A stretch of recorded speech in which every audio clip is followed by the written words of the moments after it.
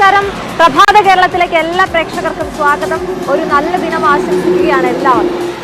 സജീവമായ ഒരു വാർത്താ ദിനത്തിനാണ് ഇന്ന് തുടക്കമിടുന്നത്. ഞങ്ങൾ നിൽക്കുന്ന ഇടം ഒരുപക്ഷെ പരിചിതമായേക്കാം. അതായത് USD ഗ്ലോബൽ, കേരളത്തിൻ്റെ ഒരു IT ഹബ്ബാവുന്ന കഴക്കൂട്ടത്തിൻ്റെ ആ നഗര കാഴ്ചകൾക്കൊപ്പമാണ് ഇന്ന് പ്രഭാത കേരളം പുരോഗമിക്കുന്നത്. എന്തായാലും USD ഗ്ലോബൽ, തൊട്ടടുത്ത് ഇൻഫോസിസ് അടക്കമുള്ള പ്രധാനപ്പെട്ട IT സ്ഥാപനങ്ങളുണ്ട്. എന്തായാലും അതിൻ്റെ കാഴ്ചകൾക്കൊപ്പം ഇന്ന് വാർത്തകളിലേക്ക് കൂടി നമ്മൾ കടക്കുകയാണ്. ഇന്നത്തെ ദിവസത്തിൻ്റെ പ്രത്യേകത, നിരവധി വാർത്തകളുണ്ട്. അതിലേറ്റവും ശ്രദ്ധേയമാവുന്നത് ഇന്നലെ രാത്രിയിൽ രാജ്ഭവനിൽ നിന്ന് വന്ന ഒരു കാഴ്ചയാണ്. കാരണം ഗവർണറും സർക്കാരും തമ്മിലുള്ള ഏറ്റുമുട്ടൽ പലതരത്തിൽ സംഘർഷങ്ങളുമായി നടന്നു. പക്ഷേ ഇന്നലെ മുഖ്യമന്ത്രി കുടുംബാംഗങ്ങളോടൊപ്പം ഗവർണറുടെ അറ്റ് ഹോം പരിപാടിക്ക് എത്തുന്നു, അദ്ദേഹത്തെ സ്വീകരിക്കുന്നു. അല്ലേ, ഗവർണർ അദ്ദേഹത്തെ സ്വീകരിക്കുകയും ചെയ്തു. നമ്മളത് കണ്ടപ്പോൾ വലിയ സന്തോഷം തോന്നുന്നു. പ്രശ്നം പരിഹരിച്ചു, മഞ്ഞുരുകി എന്നൊക്കെ കാണുമ്പോൾ അത് ആ ദൃശ്യങ്ങൾ നമുക്ക് നൽകിയത് ഒരു നല്ല സന്ദേശം. അതെ, സംഘർഷങ്ങൾക്കപ്പുറം ഒരു സാധാരണ പൊതുജനം ആഗ്രഹിക്കുന്ന, സംസ്ഥാനത്ത് സംഘർഷങ്ങളില്ലാത്ത രാഷ്ട്രീയ നേതൃത്വങ്ങൾ അല്ലെങ്കിൽ ഭരണ നേതൃത്വങ്ങൾ മുന്നോട്ട് പോവട്ടെ, നമുക്ക് ക്ഷേമം ഉണ്ടാവട്ടെ എന്ന പൊതുചിന്ത പൊതുസമൂഹത്തിലുണ്ടാവും. അടക്കമുള്ള വാർത്തകളുടെ വിശദാംശങ്ങളിലേക്ക് നമുക്ക് വരാം. ആദ്യം നമുക്ക് പ്രധാന വാർത്തകൾ കണ്ട ശേഷം മടങ്ങി.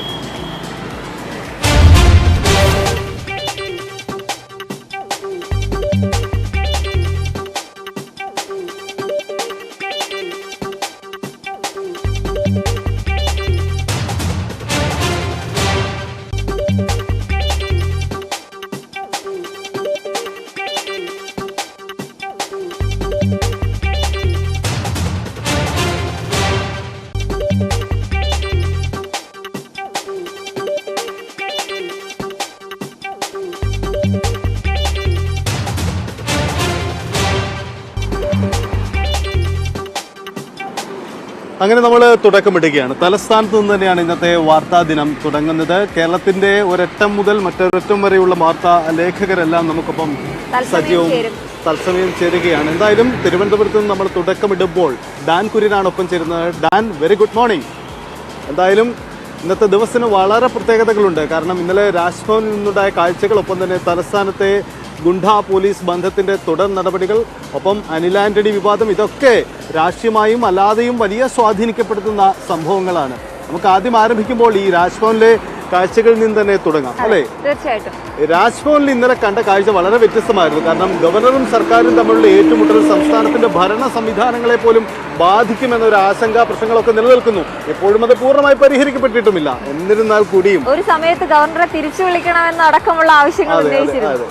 അപ്പം ഇന്നലെ ഈ അറ്റ് ഹോം പരിപാടിയിൽ മുഖ്യമന്ത്രിയും മന്ത്രിമാരും എത്തി. മുഖ്യമന്ത്രി കുടുംബാംഗങ്ങൾക്കൊപ്പമാണ് അവിടെ എത്തിയത്. നേരത്തെ ഗവർണറുടെ വിരുന്നിൽ പങ്കെടുക്കാതെ മാറി നിന്ന സർക്കാർ ഗവർണറുമായി വീണ്ടും അങ്ങ് യോജിക്കുന്നു. ഇരുവരും തമ്മിലുള്ള സംഘർഷം കുറയുന്നു എന്നതല്ലേ ഉണ്ടായത്. ഇന്നലത്തെ കാഴ്ചകൾ എങ്ങനെയായിരുന്നു യഥാർത്ഥത്തിൽ രാജ്ഭവനിലുണ്ടായത്?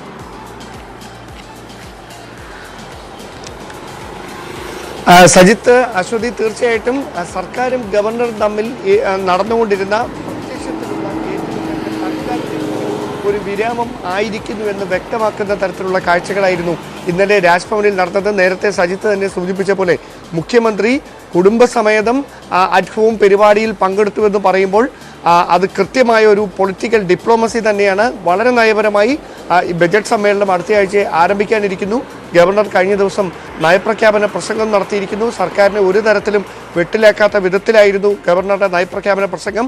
അടുത്തിടെ ഒന്നും നടന്നിട്ടില്ലാത്ത വിധത്തിലുള്ള അസാധാരണമായ കാഴ്ചകളാണ് നടക്കുന്നത്. എന്തായാലും സർക്കാർ അതിൻ്റെ അകത്തൊരു കൃത്യമായ രാഷ്ട്രീയം കളിക്കുന്നു. ഗവർണർ അതിനേക്കാൾ വലിയ തരത്തിൽ നയപരമായ രീതിയിൽ സർക്കാരുമായിട്ട് ഒരു ഒരു പാരലൽ ലൈനിങ്ങിൽ പൊക്കൊണ്ടിരിക്കുന്ന ഒരു അത്യപൂർവമായ കാഴ്ചയാണ് ഇന്നലെ അറ്റ് ഹോം പരിപാടിയിൽ കണ്ടത്. എന്തായാലും മറ്റ് മന്ത്രിമാരെല്ലാവരും തന്നെ ഉണ്ടായിരുന്നു. ഇത് ഒരു സൂചന തന്നെയാണ് ഗവർണറും സർക്കാരും തമ്മിൽ. അതായത് മുഖ്യമന്ത്രി തന്നെ നേരിട്ട് ഗവർണർക്കെതിരായിട്ടുള്ള പോരാട്ടത്തിന് നേതൃത്വം നൽകി ബഹുജന പ്രക്ഷോഭ മാർച്ച് രാജ്ഭവൻ വളഞ്ഞുകൊണ്ട് നടന്ന മാസങ്ങൾ പിന്നിടുന്നതിനകം രാജ്ഭവനിൽ വെച്ച് തന്നെ ഗവർണർ സംഘടിപ്പിച്ച ഈ പരിപാടിയിൽ മുഖ്യമന്ത്രി ഉൾപ്പെടെയുള്ളവർ കുടുംബസമേതം എത്തുക എന്ന് പറയുന്നത് കൃത്യമായ ഒരു നയ വ്യതിയാനം അല്ലെങ്കിൽ ഒരു നയസൂചനയുടെ ഭാഗം തന്നെയാണ്. അത് കൃത്യമായ ചില സൂചനകൾ മുമ്പോട്ട് വെക്കുന്നുണ്ട്. ഇനി വ്യക്തമാകാനുള്ളത് ഒരു കാര്യം മാത്രമാണ്.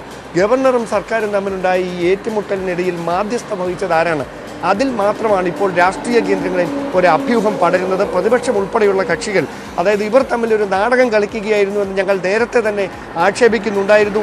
അത് സത്യമാണെന്ന് തെളിഞ്ഞിരിക്കുകയാണെന്ന് പ്രതിപക്ഷ നേതാവ് ഉൾപ്പെടെ പറഞ്ഞുകൊണ്ടിരിക്കുന്ന ഈ സാഹചര്യത്തിൽ ആരാണ് സർക്കാരിനും ഗവർണർക്കുമിടയിൽ മാധ്യസ്ഥം വഹിച്ചത് എന്ന നിർണായകമായ ചോദ്യമാണ് ബാക്കിയാണ്.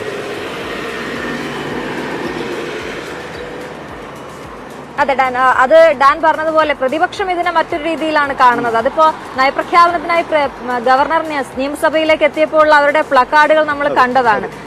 എന്താണ് ഇവർ തമ്മിൽ ഒത്തുതീർപ്പായോ എന്നൊക്കെയുള്ള രീതിയിലുള്ള ഒരു ചോദ്യം. പക്ഷെ അതിനപ്പുറത്തേക്ക്, രാഷ്ട്രീയത്തിനപ്പുറത്തേക്ക് നമ്മൾ കാണേണ്ടത് ഒരു സംസ്ഥാനത്തിന്റെ മുന്നോട്ട് പോക്കിന് ആവശ്യമായ ഒരു കാര്യമാണ്. ഇത് പറയുമ്പോഴും ഇന്നലെ രമേശ് ചെന്നിത്തല, കോൺഗ്രസിന്റെ പ്രധാനപ്പെട്ട നേതാവ്, ഗവർണർ മികച്ച ഗാന്ധിയനാണ് എന്നൊരു പ്രസ്താവന കൂടി നടത്തി രംഗത്ത് വന്ന ഒരു പശ്ചാത്തലം കൂടിയുണ്ട്. അതെ, തീർച്ചയായിട്ടും അതും ഇനി ചർച്ച ചെയ്യപ്പെടും എന്നുള്ള കാര്യത്തിൽ സംശയമില്ല. ഡാനിലേക്ക് മറ്റൊരു കാര്യം ചോദിക്കാനുള്ള അനിൽ ആന്റണി വിഷയമാണ്.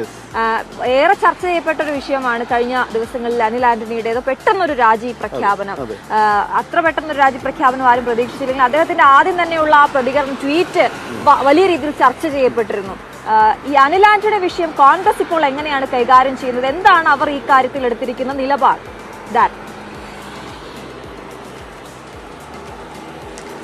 അശ്വതി, അതായത് ഈ അനിൽ ആന്റണി തൻ്റെ AICCയിലും KPCCയിലും ഡിജിറ്റൽ മീഡിയ സെല്ലിൻ്റെ അധ്യക്ഷ സ്ഥാനത്ത് നിന്നാണ് ഇപ്പോൾ രാജിവെച്ചിരിക്കുന്നത്. അദ്ദേഹം രാജിവെച്ചൊഴിഞ്ഞെങ്കിലും അതുമായി ബന്ധപ്പെട്ട വിമർശനങ്ങളും ചർച്ചകളും ഒന്നും കോൺഗ്രസിനുള്ളിൽ അവസാനിക്കുന്നില്ല. ഏറ്റവും പ്രധാനപ്പെട്ട കാര്യം, ഈ എന്തുകൊണ്ട് അനിൽ ആന്റണി ഇത്തരത്തിലൊരു പ്രസ്താവന നടത്തി എന്ന കാര്യത്തിന് തന്നെയാണ് വ്യാപകമായ ചർച്ചകൾക്ക് വഴിവെച്ചുകൊണ്ടിരിക്കുന്നത്. അതിന് പ്രധാനമായി ഉയർന്നു കേൾക്കുന്ന ഒരു ഉത്തരം, ഏറെ നാളുകളായി ഈ അനിൽ ഉൾപ്പെടെയുള്ള ഒരു യുവ നേതൃത്വം പാർട്ടിക്കുള്ളിൽ തന്നെ ദേശീയ തലത്തിലും സംസ്ഥാന തലത്തിലും സ്വീകരിക്കുന്ന നിലപാടുകളോട് അതൃപ്തി രഹസ്യമായിട്ടെങ്കിലും അവർ പ്രകടമാക്കിയിരുന്നു.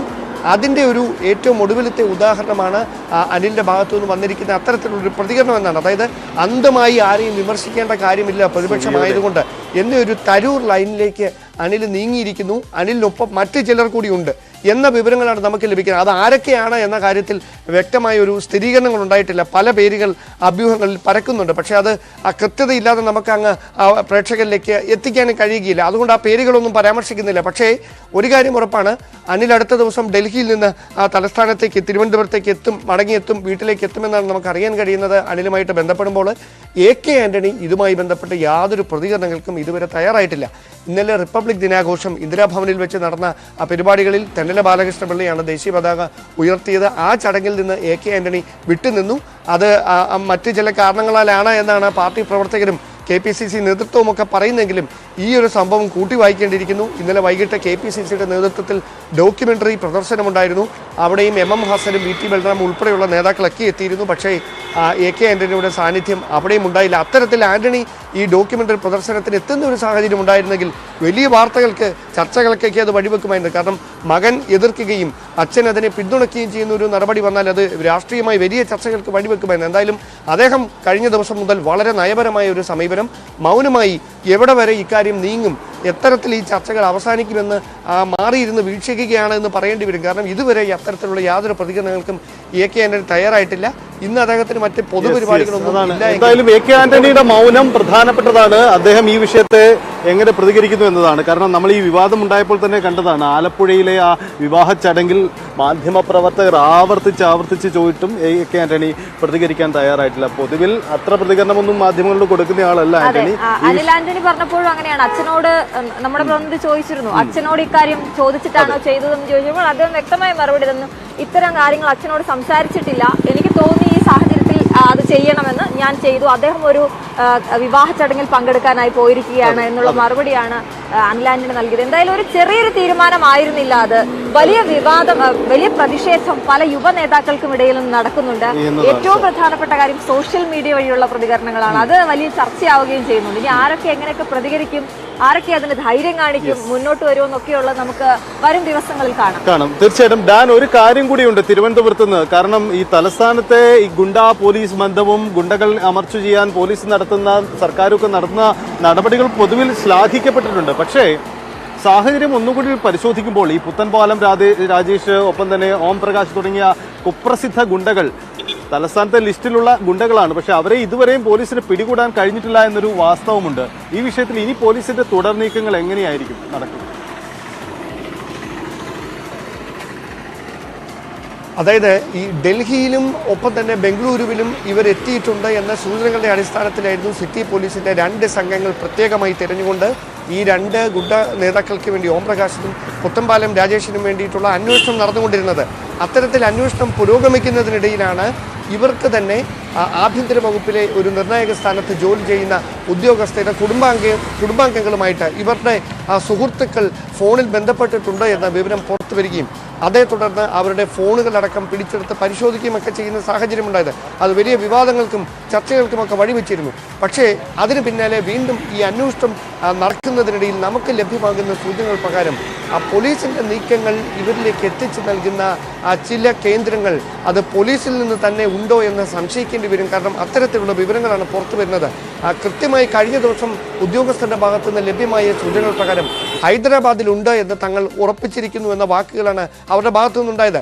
മൊബൈൽ ഫോൺ ടവർ ലൊക്കേഷനും കോൾ ഡേറ്റ റെക്കോർഡുകളും ഒക്കെ കേന്ദ്രീകരിച്ചുകൊണ്ടാണ് പരിശോധനകൾ പുരോഗമിച്ചുകൊണ്ടിരുന്നതെങ്കിലും ഇപ്പോഴും ഇരുട്ടിൽ തപ്പുകയാണ് എന്ന് പറയേണ്ടി വരും. കാരണം ഇതുവരെയും ഹൈദരാബാദിലുണ്ട് എന്ന് പറയുമ്പോൾ എവിടെ എന്ന കൃത്യമായ ഉത്തരം അന്വേഷണ ഉദ്യോഗസ്ഥരുടെ ഭാഗത്ത് നിന്ന് ഉണ്ടായിട്ടില്ല. ഒരുപക്ഷെ അവരതിന് പറയുന്ന മറുപടി അക്കാര്യങ്ങൾ ഇപ്പോൾ മാധ്യമങ്ങളോട് പ്രതികരിച്ചാൽ അല്ലെങ്കിൽ ആ വിവരങ്ങൾ കൈമാറിയാൽ അവരവിടെ നിന്ന് രക്ഷപ്പെടാൻ സാധ്യതയുണ്ട് എന്ന തരത്തിലായിരിക്കും. എന്നിരുന്നാലും ഇതുവരെയും അറസ്റ്റ് ഉണ്ടായിട്ടില്ല. അതുതന്നെയാണ് ദുരൂഹത വർദ്ധിപ്പിക്കുന്നത്. എന്തായാലും കാത്തിരിക്കാം, ഇന്ന് അത്തരത്തിൽ എന്തെങ്കിലും ശുഭകരമായ വാർത്തകൾ ഹൈദരാബാദിൽ നിന്ന് കേരള പോലീസിന്റെ മുഖം രക്ഷിച്ചുകൊണ്ട് ഉണ്ടാകാമോ എന്നറിയാം. യെസ് അതാണ് തലസ്ഥാനത്തെ സാഹചര്യം. ഡാൻ കുര്യനാണ് തലസ്ഥാനത്തെ ഇന്നത്തെ വാർത്തയുടെ ഒരു പൊതുചിത്രം പങ്കുവച്ചത്. നമ്മൾ ഇനി പോകുന്നത് കൊച്ചിയിലേക്കാണ് അല്ലേ? കൊച്ചിയിൽ നിന്ന് ഹൈക്കോടതിയിൽ പ്രധാനപ്പെട്ട കേസുകൾ വരാനുണ്ട്. അതിന്റെ വിധി ഏത് രീതിയിലാകും, ഹൈക്കോടതി അത് ഏത് രീതിയിലൊക്കെ പരിഗണിക്കുക എന്നതടക്കമുള്ള കാര്യങ്ങളിലേക്ക് നമുക്ക് പോകേണ്ടതുണ്ട്. സുവി വിശ്വനാഥനാണ് ചേരുന്നത്. Suvi, good morning. ഇന്ന് ഏതൊക്കെ പ്രധാനപ്പെട്ട കേസാണ് ഹൈക്കോടതിയിൽ വരുന്നത്? ഫ്ലക്സ് കേസ് ഉണ്ട് എന്നറിയുന്നു. അതിന്റെ വിശദാംശങ്ങൾ നൽകാം.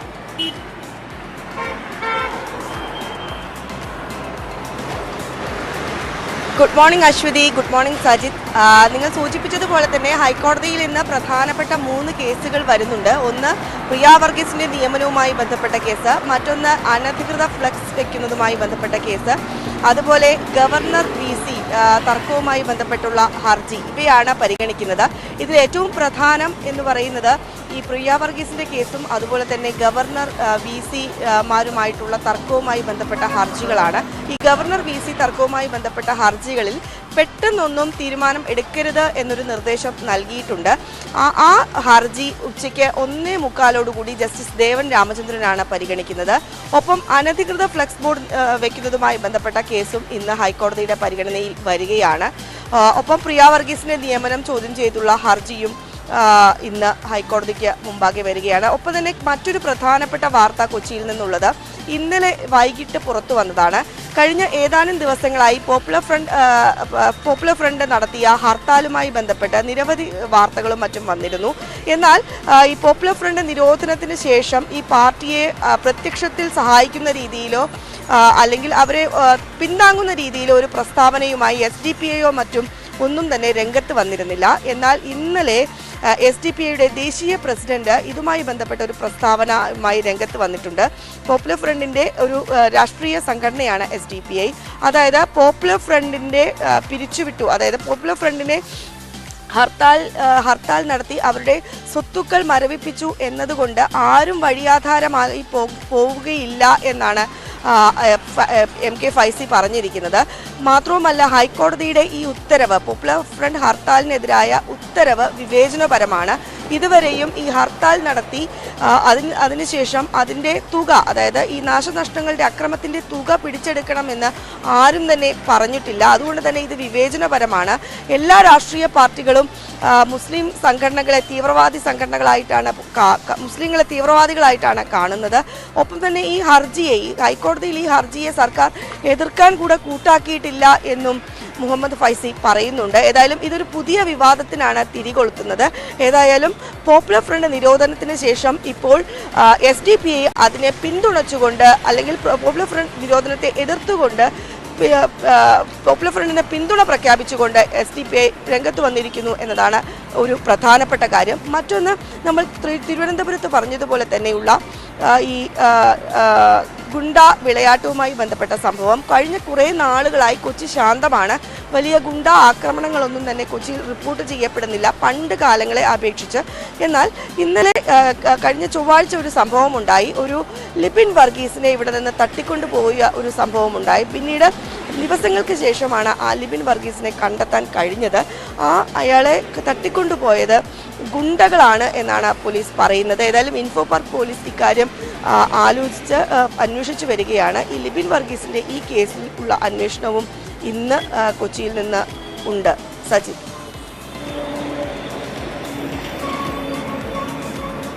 അതാണ് കൊച്ചിയുടെ സാഹചര്യം. സുവി, ഒരു കാര്യം കൂടിയുള്ളത്, ഈ SDPIയുടെ സമ്മേളനവുമായി ബന്ധപ്പെട്ട് സംവരണ വിഷയത്തിലുള്ള അവരുടെ സമ്മേളനമാണ് ഈ ഒരു വാർത്തകൾക്ക് ഇടവയ്ക്കുന്നത്. ഇന്നലെ വൈകി വന്ന വാർത്തയായതുകൊണ്ട് തന്നെ അത് വേണ്ട രീതിയിൽ അത്ര ചർച്ച ചെയ്യപ്പെട്ടിട്ടില്ല. ഇത് എന്തായാലും ഇന്ന് അതിന് തുടർ വാർത്തകൾക്ക് പ്രസക്തിയുണ്ട്. അതിൽ ഏറ്റവും പ്രധാനപ്പെട്ട കാര്യം, ഈ PFI ഹർത്താലിൽ അക്രമത്തിൽ ഇടപെട്ട നേതാക്കളെ എന്തുകൊണ്ട് അവരുടെ വസ്തുവകകൾ ജപ്തി ചെയ്തിരുന്നില്ല എന്ന ചോദ്യം ഹൈക്കോടതി പലവട്ടം ഉയർത്തുകയും അതിന് ഏറ്റവും ഒടുവിലാണ് ജപ്തി നടപടിയുമായി ഈ സർക്കാർ മുന്നോട്ട് പോയിട്ടുള്ളത്. ഇപ്പോൾ SDPI ഇതിനെ വിമർശിക്കുകയാണ്. അതായത് PFI ഒരു നിരോധിത സംഘടനയാണ്. ഈ PFIയുടെ ജപ്തി നേടപ്പെടുന്ന നേതാക്കളാരും വഴിയാധാരമാവില്ലെന്ന് SDPI പറയുമ്പോൾ അവർക്ക് പൂർണ്ണമായൊരു പിന്തുണ നൽകുന്ന നിലപാടാണ്. ഒരുപക്ഷെ അത് തുടർ നിയമ പ്രശ്നങ്ങൾക്ക് പോലും ഇടവെച്ചേക്കാവുന്ന ഒരു പ്രശ്നമായി ഈ SDPIയുടെ ഇന്നലത്തെ പ്രഖ്യാപനങ്ങൾ മാറില്ലേ? സ്വാഭാവികമായും അത് ആ തുടർ നിയമ നടപടികളിലേക്ക് തന്നെ കടക്കുമെന്ന് വേണം നമുക്ക് മനസ്സിലാക്കാൻ. കാരണം അവർ പറയുന്നത് ഇവരാരും വഴിയാധാരമാകില്ല എന്ന് പറഞ്ഞുകൊണ്ട് SDPI ഇപ്പോൾ പോപ്പുലർ ഫ്രണ്ടിനെ പിന്തുണച്ചുകൊണ്ടാണ് ഒരു നിലപാട് സ്വീകരിച്ചിരിക്കുന്നത്. ഇത്തരത്തിൽ SDPI ഒരു പരസ്യ പിന്തുണ നൽകുന്നത് ഈ നിരോധനത്തിന് ശേഷം ആദ്യമായിട്ടാണ്. പ്രത്യേകിച്ചും കൊച്ചിയിൽ നടത്തിയ അവരുടെ സംവരണ സമര പ്രഖ്യാപന സമ്മേളനത്തിലാണ് ഇത്തരത്തിൽ ഒരു നിലപാട് വ്യക്തമാക്കിയിരിക്കുന്നത്. മാത്രവുമല്ല, അവർ വിമർശിക്കുന്ന ഒരു കാര്യം കൂടിയുണ്ട്. സർക്കാർ ഇതിനെതിരെ കോടതിയിൽ ഒരു കാര്യവും പറഞ്ഞില്ല. കാരണം ഹൈക്കോടതിയുടെ വിധി വിവേചനപരമാണ്. ഇത്തരത്തിൽ നിരവധി ഹർത്താലുകൾ നടത്താറുണ്ട്. ഈ ഹർത്താലുകൾ നടത്തുമ്പോൾ അക്രമങ്ങൾ ഉണ്ടാവാറുണ്ട്. ആ അക്രമങ്ങൾ ഉണ്ടാകുമ്പോൾ ഉണ്ടാകുന്ന നാശനഷ്ടങ്ങൾക്കൊന്നും തന്നെ ഈ സർക്കാർ നാശനഷ്ടങ്ങൾ ഉണ്ടാകുന്നുണ്ട്. ആ നാശനഷ്ടങ്ങളൊന്നും തന്നെ ഇതുവരെ ഹൈക്കോടതിയുടെ ഇടപെട്ട് പിരിക്കുന്ന, അതായത് സ്വത്തുവകകൾ കണ്ടുകെട്ടുന്ന നടപടികളിലേക്ക് എത്തിയിട്ടില്ല എന്നാണ് അദ്ദേഹം MK ഫൈസി സൂചിപ്പിച്ചത്. ആ കാര്യം ഈ പോപ്പുലർ ഫ്രണ്ടിന്റെ സംഭവത്തിൽ മാത്രമാണ് ഉണ്ടായിരിക്കുന്നത്. അത് വിവേചനപരമാണ് എന്നാണ് പറയുന്നത്. ഏതായാലും ഹൈക്കോടതി വിധിയെ വിമർശിച്ചുകൊണ്ടാണ് SDPI ദേശീയ പ്രസിഡന്റ് എത്തിയിരിക്കുന്നത്. അത് ആ രീതിയിലുള്ള നിയമപ്രശ്നങ്ങളിലേക്ക് കടക്കും എന്ന് നമുക്ക് കരുതാം. ഒപ്പം തന്നെ മറ്റൊരു പ്രധാനപ്പെട്ട കാര്യം, ഏവരും ഉറ്റുനോക്കിയിരുന്നത് പോപ്പുലർ ഫ്രണ്ടിന്റെ നിരോധനത്തിന് ശേഷം ഇനി SDPIയെ കൂടെ നിരോധിക്കുന്ന ഒരു സാഹചര്യം ഉണ്ടാകുമോ. പക്ഷേ SDPIയെ ഇതുവരെ നിരോധിച്ചിട്ടില്ല. അവരുടെ ഭാഗത്ത് നിന്ന് ഇതുവരെയും പോപ്പുലർ ഫ്രണ്ടിനെ അനുകൂലിച്ചുകൊണ്ടോ പിന്തുണച്ചുകൊണ്ടോ ഒരു പ്രസ്താവനകൾ വന്നിട്ടില്ല. ഇപ്പോൾ ആദ്യമായിട്ടാണ് അത്തരത്തിലൊരു പ്രസ്താവന വരുന്നത്. അതുകൊണ്ട് തന്നെ അതിനെ ദേശീയ അന്വേഷണ ഏജൻസികൾ എത്തരത്തിലാണ് കാണുക എന്നതാണ് ഒരു ചോദ്യം ഉയരുന്നത്. സജിത്.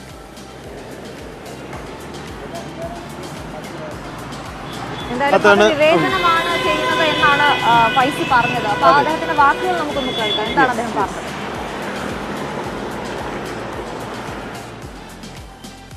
അതുകൊണ്ട് ഞങ്ങൾക്ക് ഇവിടുത്തെ ഈ ജപ്തിയൊക്കെ കണ്ട് സന്തോഷിക്കുന്ന ആളുകളോട് പറയാനുള്ളത്, സോഷ്യൽ ഡെമോക്രാറ്റിക് പാർട്ടി ഓഫ് ഇന്ത്യയുടെ പ്രവർത്തകര് ഇന്ത്യ രാജ്യത്ത് ജീവിച്ചിരിക്കുന്ന കാലത്തോളം, അവരുടെ കൊക്കിൽ ജീവനുള്ള കാലത്തോളം ഈ ജപ്തിയുടെ പേരിൽ ഒരാളും വഴിയാധാരമാവില്ല എന്ന് ഉറക്കെ പ്രഖ്യാപിക്കാൻ ഞങ്ങൾ തീരുമാനിച്ചിരിക്കുകയാണ്. ഇതിന്റെ പേരിൽ ഞങ്ങളെ ഏതെങ്കിലും ഒരാൾ വഴിയാധാരമായത് കണ്ട് ചിരിക്കാനുള്ള ഒരവസരം ഒരു പ്രമാണിക്കും ഞങ്ങൾ ഈ രാജ്യത്ത് നൽകുകയില്ല, അവസരം കൊടുക്കുകയില്ല. അതോക്കെ അതുകൊണ്ട് ഞങ്ങൾ കേരളത്തിൽ ആദ്യമായിട്ടല്ല ഹർത്താൽ നടക്കുന്നത്. PFI ഹർത്താൽ കേസിലെ വിധി വിവേചനമാണെന്ന് തോന്നുന്ന വിധി സർക്കാർ ചോദ്യം ചെയ്തിട്ടില്ല. ആരോ കൊടുത്ത പട്ടിക പ്രകാരമാണ് ജപ്തി തുടങ്ങിയ വലിയ വിവാദമാവുന്ന തുടർ ചർച്ചകൾക്ക് ഇടവയ്ക്കുന്ന നിലപാടാണ് SDPI ദേശീയ അധ്യക്ഷൻ ഈ വിഷയത്തിൽ സ്വീകരിച്ചിരിക്കുന്നത്. സ്വാഭാവികമായും ഇതിലിനി തുടർ വിമർശനങ്ങളും തുടർ നീക്കങ്ങളും ഒക്കെ സ്വാഭാവികമായും നമുക്ക് പ്രതീക്ഷിക്കാം. എന്തായാലും സുവിയാണ് വിശദാംശങ്ങൾ പങ്കുവച്ചത്. എന്തായാലും സുവി പങ്കുവച്ചപ്പോൾ നമ്മൾ സുവിയോടൊരു കാര്യം പറയാൻ വിട്ടുപോയി.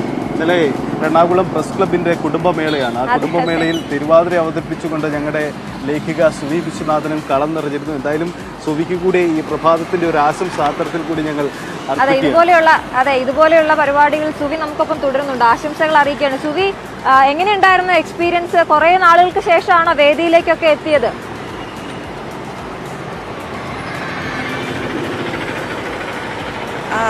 വളരെ സന്തോഷമായിരുന്നു. കാരണം കുറേ നാളുകൾക്ക് ശേഷം നമ്മൾ ഒരിക്കലും പ്രതീക്ഷിക്കുന്നില്ല, കോളേജ് കഴിഞ്ഞാൽ സ്കൂൾ കഴിഞ്ഞാൽ ഇനി ഇങ്ങനെ ഒരു വേദി കിട്ടുമെന്ന് നമ്മൾ ഒരിക്കലും പ്രതീക്ഷിക്കാറില്ല.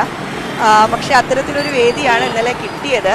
ഞങ്ങൾ വളരെ കുറച്ച് ദിവസം കൊണ്ടാണ് പരിപാടി സംഘടിപ്പിച്ചത്. ഞാൻ മാത്രമല്ല, മറ്റ് ചാനലുകളിലെ വനിതാ റിപ്പോർട്ടേഴ്സ് ഉണ്ടായിരുന്നു. പിന്നെ നമ്മുടെ സമയക്കുറവുകൾ ഉണ്ടായിരുന്നു. അതിനിടയിലാണ് നമ്മൾ ഈ പരിശീലനമൊക്കെ നടത്തിയത്. അതിനുശേഷമാണ് തിരുവാതിര അരങ്ങേറിയത്. ഏതായാലും വലിയ സന്തോഷമാണ് ഇത്തരത്തിലൊരു വേദി ലഭിച്ചതിൽ, പ്രത്യേകിച്ച് ഈ ഒരു പ്രായത്തിൽ.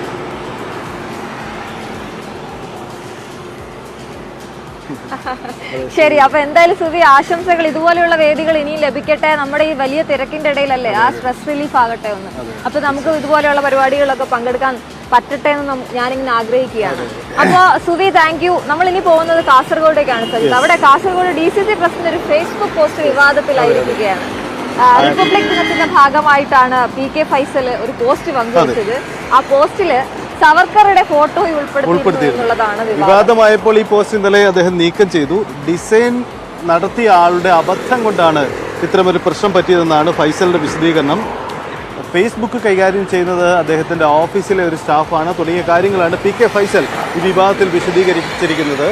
എന്തായാലും വലിയ തരത്തിലുള്ള രാഷ്ട്രീയ വിവാദങ്ങൾ അല്ലെങ്കിൽ തുടർ ചർച്ചകൾക്കൊക്കെ ഈ വിഷയവും ഇടവെച്ചേക്കാം. സജിത്ത്, നമ്മൾ എപ്പോഴും വലിയ ഗൗരവമുള്ള വാർത്തകൾ കൈകാര്യം ചെയ്യുമ്പോൾ ചെറിയ വിനോദ വാർത്തകൾ കൂടി എപ്പോഴും പ്രേക്ഷകർക്ക് ഒരു കുട്ടിന് പീര് എന്നോണം കൊടുക്കുന്നത് നല്ലതായിരിക്കും. രാവിലെ ഒരു പ്രഭാതം തുടങ്ങുമ്പോൾ തന്നെ നല്ല വാർത്തകൾ ഒക്കെ കിട്ടുന്നത് നല്ല. അപ്പൊ നമ്മളൊരു അതിഥിയെ ഇന്ന് കൊണ്ടുവന്നിട്ടുണ്ട് പ്രേക്ഷകർക്കായിട്ട്.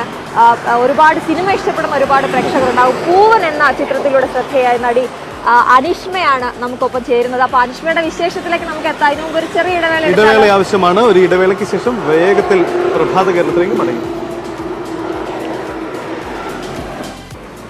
അപ്പം അനുഷ്കയ്ക്ക് എല്ലാവിധ ആശംസകളും ഉണ്ടാവട്ടെ. ആദ്യ സിനിമ അത് വലിയ വിജയം ഉണ്ടാവട്ടെ. തുടർ സിനിമ ലോകത്ത് വലിയ വലിയ ഉയരങ്ങൾ കൈപ്പിടിയിൽ നല്ല കഥാപാത്രങ്ങൾ ചെയ്യാൻ കഴിയട്ടെ. പൂവൻ ഒരു വമ്പൻ ഹിറ്റായി മാറട്ടെ. അപ്പം നമ്മളിനി പോകുന്നത് കോഴിക്കോടേക്കാണ്. കോഴിക്കോടെന്ന് വെച്ചാൽ കോഴിക്കോടെന്ന് പേര് പറയുമ്പോൾ അതിൽ കൂട്ടിൽ പറയേണ്ട ഒരു പേരാണ് കല്ലായിപ്പുഴ എന്നൊക്കെ. അങ്ങനെ കല്ലായിപ്പുഴയുടെ മനോഹര ദൃശ്യങ്ങൾ പല സിനിമകളിലും പശ്ചാത്തലമായിട്ടുള്ളതാണ്. മരത്തടികൾ ഒഴുകി നടക്കുന്ന കല്ലായിപ്പുഴ, അവിടുത്തെ ദൃശ്യങ്ങൾക്ക് വളരെ ചാരുതയുണ്ട്. ആ ദൃശ്യങ്ങളൊന്ന് കണ്ട ശേഷം മടങ്ങി. സുന്ദരിയാണ് കല്ലായി. പുഴയിൽ ഒഴുകി നടക്കുന്ന തടികളാണ് കല്ലായിയുടെ മനോഹാരിതയ്ക്ക് ചന്തം ചാർത്തുന്നത്.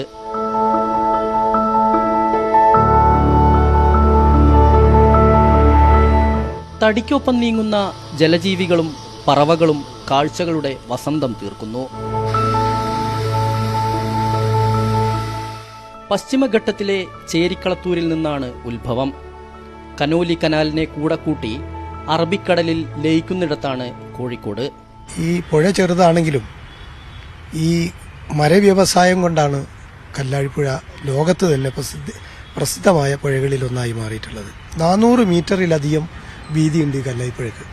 എന്നാൽ പിൻകാലത്ത് മരവ്യവസായം കുറഞ്ഞതോടുകൂടി പുഴയുടെ വീതിയിലും ഒക്കെ കുറവ് വരാൻ വേണ്ടി തുടങ്ങി. ആളുകൾ ലാഭം കണ്ടെത്തി പുഴതീരങ്ങൾ കഴിയേറുക, ഇത് കല്ലായിപ്പുഴയുടെ ഒരു നിത്യസംഭവമാണ്. കഴിഞ്ഞ ഏതാനും വർഷങ്ങളിലായിട്ട് സർക്കാർ നടത്തിയിട്ടുള്ള ഒരു ചെറിയ കയ്യേറ്റ ലിസ്റ്റിൽ 25ഓളം ഏക്കർ ഭൂമിയാണ് ഈ കല്ലായിപ്പുഴ തീരത്ത് നിന്നിട്ട് കയ്യേറ്റമായിട്ട് പിടിച്ചിട്ടുള്ളത്. കല്ലായി പാലത്തിൽ നിന്നാലുള്ള സൂര്യാസ്തമയ കാഴ്ച അതിമനോഹരമാണ്. സായാഹ്ന സൂര്യൻ മറഞ്ഞുകൊണ്ടിരിക്കുമ്പോഴാണ് കല്ലായി ഏറെ സുന്ദരിയായിരിക്കുക.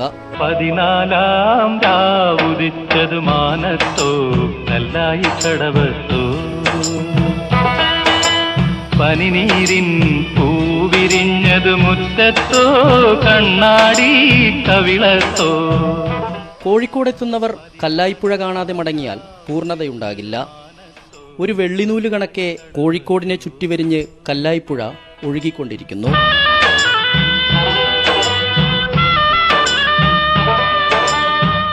ക്യാമറാമാൻ സ്വരൂപ് നിവേദിക്കൊപ്പം എസ് വിനേഷ് കുമാർ, ന്യൂസ് 18 കോഴിക്കോട്. കല്ലായിപ്പുഴയുടെ മനോഹര കാഴ്ചകൾ കണ്ടിട്ട് നമ്മളിനി അതെ, സജിത്ത് കോട്ടയംകാരനല്ലേ, പക്ഷെ തിരുവനന്തപുരമാണ് കർമ്മ മേഖലയിൽ ഒരുപാട് വർഷമായിട്ട് ഇവിടെ ഉണ്ടാവും. പക്ഷെ നഗരത്തോട് ചേർന്ന് ഇവിടെ വെള്ളായണി എന്ന് പറഞ്ഞ പ്രദേശമുണ്ട്, പോയിട്ടുണ്ടാവും. ഗംഭീരമാണ്, മനോഹരമാണ് ആ പ്രദേശം. അപ്പൊ അവിടെ കായൽ തീരമുണ്ട്, ഒരുപാട് പേര് അവിടേക്ക് വരാറുണ്ട്. ആ പച്ചപ്പും ഹരിതാഭയൊക്കെ തേടി നമുക്ക് ആ കാഴ്ച ഒന്ന് കണ്ടുവരാം.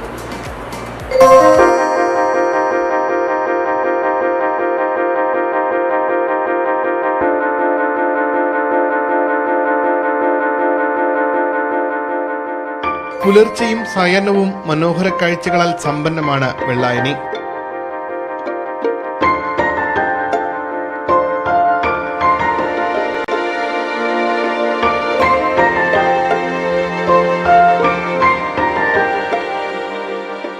കായൽ കാഴ്ചകൾ, കാർഷിക സമൃദ്ധിയുടെ കാഴ്ചകൾ എല്ലാം ചുറ്റിനുമുണ്ട്.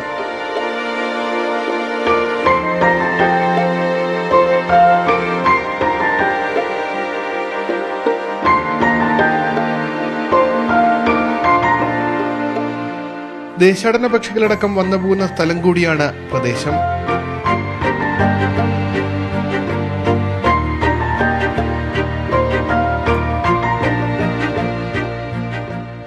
ചൂണ്ടയിടാനാണ് കൂടുതൽ, സൺസെറ്റ് അങ്ങനെയൊക്കെ അതുണ്ട്. അതേപോലെ നല്ലതായിട്ട് ഇരിക്കാൻ പറ്റും. ഒന്നും അറിയത്തില്ല, സമയം പോണത് ഒരു കാരണവശാലും അറിയാൻ പറ്റത്തില്ല.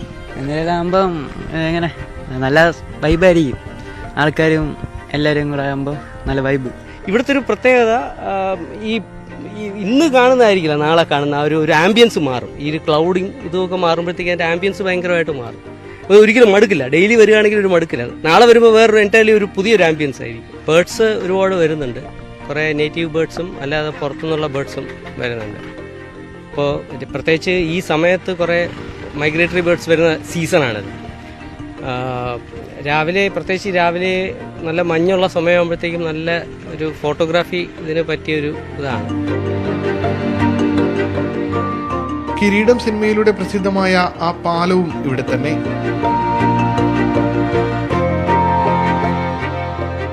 കോവളത്തിന് സമീപം കല്ലിയൂർ, വെങ്ങാനൂർ പഞ്ചായത്തുകളിലായി വ്യാപിച്ചു കിടക്കുന്നതാണ് വെള്ളായണി തടാകം. കല്ലിയൂർ, വെങ്ങാനൂർ, തിരുവല്ലം ഭാഗങ്ങളിലേക്ക് ശുദ്ധജലം എത്തിക്കുന്നതും ഈ കായലിൽ നിന്ന് തന്നെ.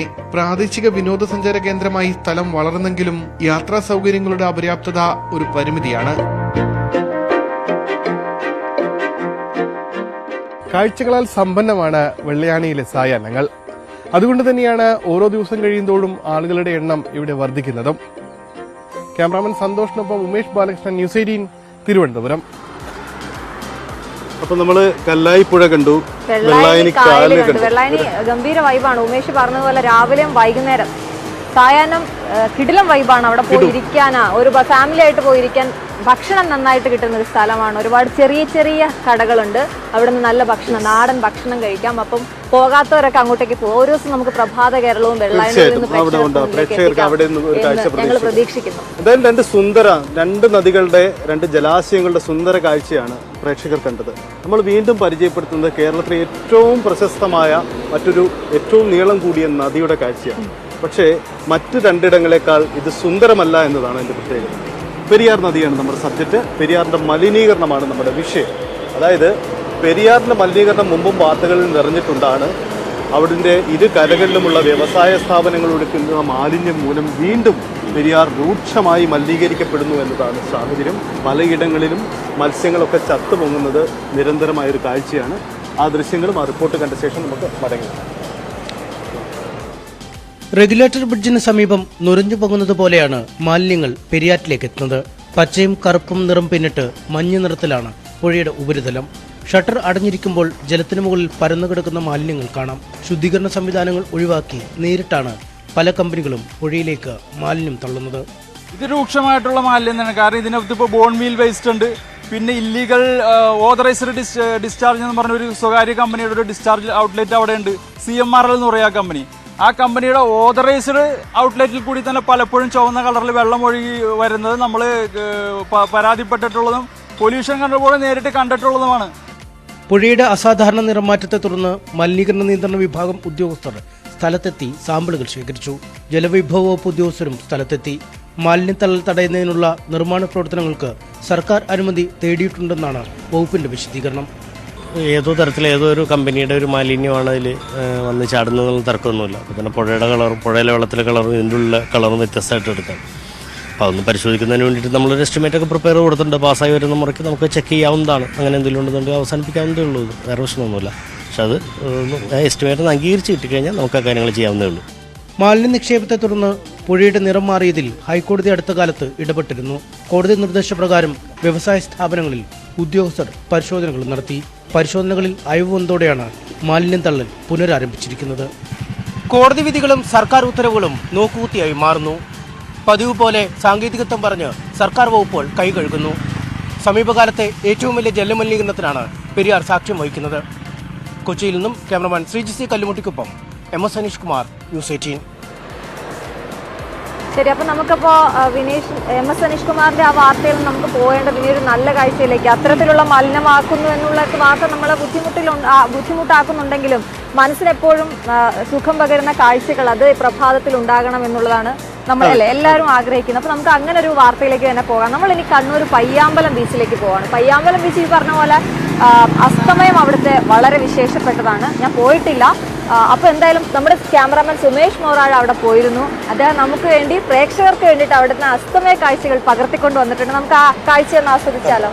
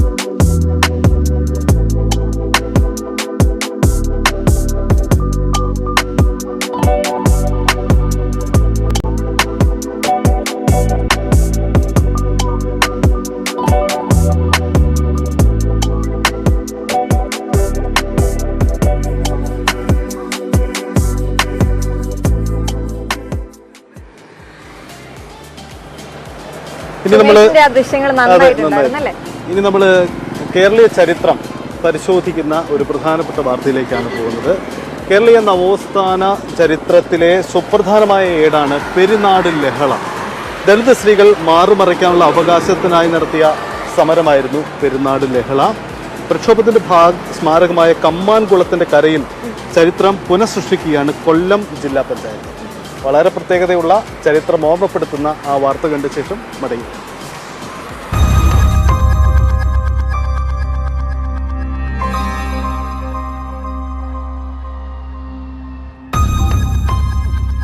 തർക്കമില്ല, 100% അഭിനന്ദനാർഹമായ പദ്ധതി തന്നെ.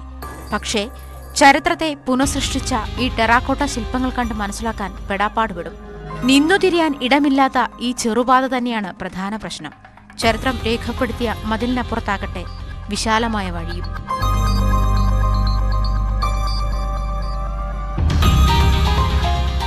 ഈ കല്ലുമാല സമരത്തെക്കുറിച്ച് നമ്മൾ വായിച്ചുള്ള അറിവുകളാണുള്ളത്. പിന്നെ നമ്മൾ നെറ്റിൽ നിന്നൊക്കെ സെർച്ച് ചെയ്ത് കുറേ കാര്യങ്ങൾ മനസ്സിലാക്കിയിട്ടുണ്ട്. പക്ഷെ നമുക്കിപ്പം നന്നായി മനസ്സിലാക്കണമെങ്കിൽ നമ്മളിങ്ങനെ വരികളിലൂടെ വായിക്കുമ്പോൾ നമ്മുടെ മനസ്സിലത് ഹൃദിസ്ഥമാവും. അപ്പോൾ അവിടെ നിന്ന് വായിക്കാൻ വേണ്ടി കഴിഞ്ഞ ദിവസം ഞാനും ചെന്നിരുന്നു. പക്ഷെ അവിടെ നിന്ന് നമുക്ക് വായിക്കാനുള്ള ഒരു സൗകര്യം അവിടെ ഇല്ല.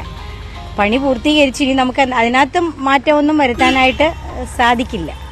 ഈ ഇടുങ്ങിയ കാഴ്ചയ്ക്ക് കാരണം സ്ഥലപരിമിതിയാണെന്നാണ് ജില്ലാ പഞ്ചായത്ത് പ്രസിഡന്റിന്റെ മറുപടി. നികത്തുന്ന ഒരു സാഹചര്യം ഉണ്ടാകാൻ പാടില്ല എന്നുള്ളതിന്റെ അടിസ്ഥാനത്തിലാണ് നമ്മൾ യഥാർത്ഥത്തിൽ ഇതിന്റെ മറ്റുള്ള ഇതിലേക്ക് പോകാതെ കൂടുതൽ വിസ്തൃതിയായി ഇത്തരത്തിലുള്ള കാര്യങ്ങൾ ഏറ്റെടുത്ത് കഴിഞ്ഞാലുള്ള പ്രശ്നം ഇതാണ്. അപ്പം കുളം നികന്നു പോകുന്ന ഒരു സാഹചര്യം ഉണ്ട്. അതിന്റെ ഒരു സ്ഥലത്തിന്റെ പരിമിതി ഇപ്പോൾ യഥാർത്ഥമുണ്ട്. നിലവിലുള്ള ആ പരിമിതിക്ക് അകത്തു നിന്നുകൊണ്ടാണ് ഇതിന്റെ നിർമ്മാണ പ്രവർത്തനങ്ങൾ ഏറ്റെടുത്തുള്ളത്. ദളിത് സ്ത്രീകളുടെ അടിമത്തത്തിന്റെ ചിഹ്നമായ കല്ലയും മാലയും ഉപേക്ഷിക്കാൻ 1914-15 കാലത്ത് നടത്തിയ പെരിനാട് ലഹളയുടെ ബാക്കി പത്രമാണ് ഈ കാണുന്ന കമ്മാൻകുളം. കേസിലകപ്പെട്ട് ജീവിതം വഴിമുട്ടിയ ദലിതരെ സഹായിക്കാനെത്തിയ ഇലഞ്ഞിക്കൻ ജോൺ വക്കീലിന് ഫീസിന് പകരമായി അവർ നിർമ്മിച്ചു നൽകിയതാണ് കമ്മാൻകുളം. ഈ കുളത്തിന്റെ ചരിത്ര പ്രാധാന്യം വരും തലമുറയ്ക്ക് പകർന്നു നൽകാൻ ലക്ഷ്യമിട്ടുള്ളതാണ് പദ്ധതി. ന്യൂസ് 18 കൊല്ലം.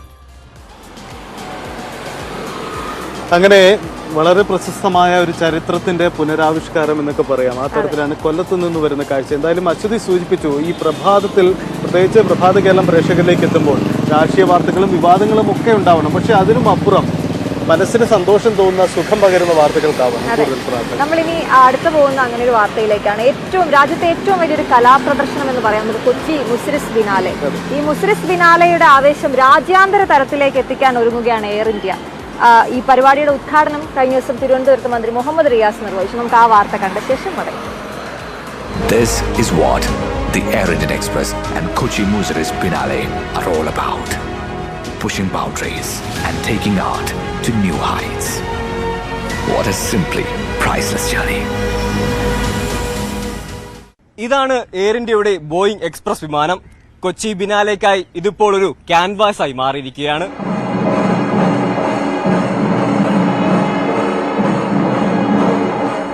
അന്താരാഷ്ട്ര തലത്തിലുള്ള കലാകാരന്മാർക്ക് തങ്ങളുടെ സൃഷ്ടികൾ ലോകത്തിനു മുന്നിൽ പ്രദർശിപ്പിക്കാനുള്ള വേദിയാണ് Kochi Muziris biennale. Air India ആകട്ടെ ബിനാലെ ആവേശം വാനോളം ഉയർത്താനുള്ള തയ്യാറെടുപ്പിലും.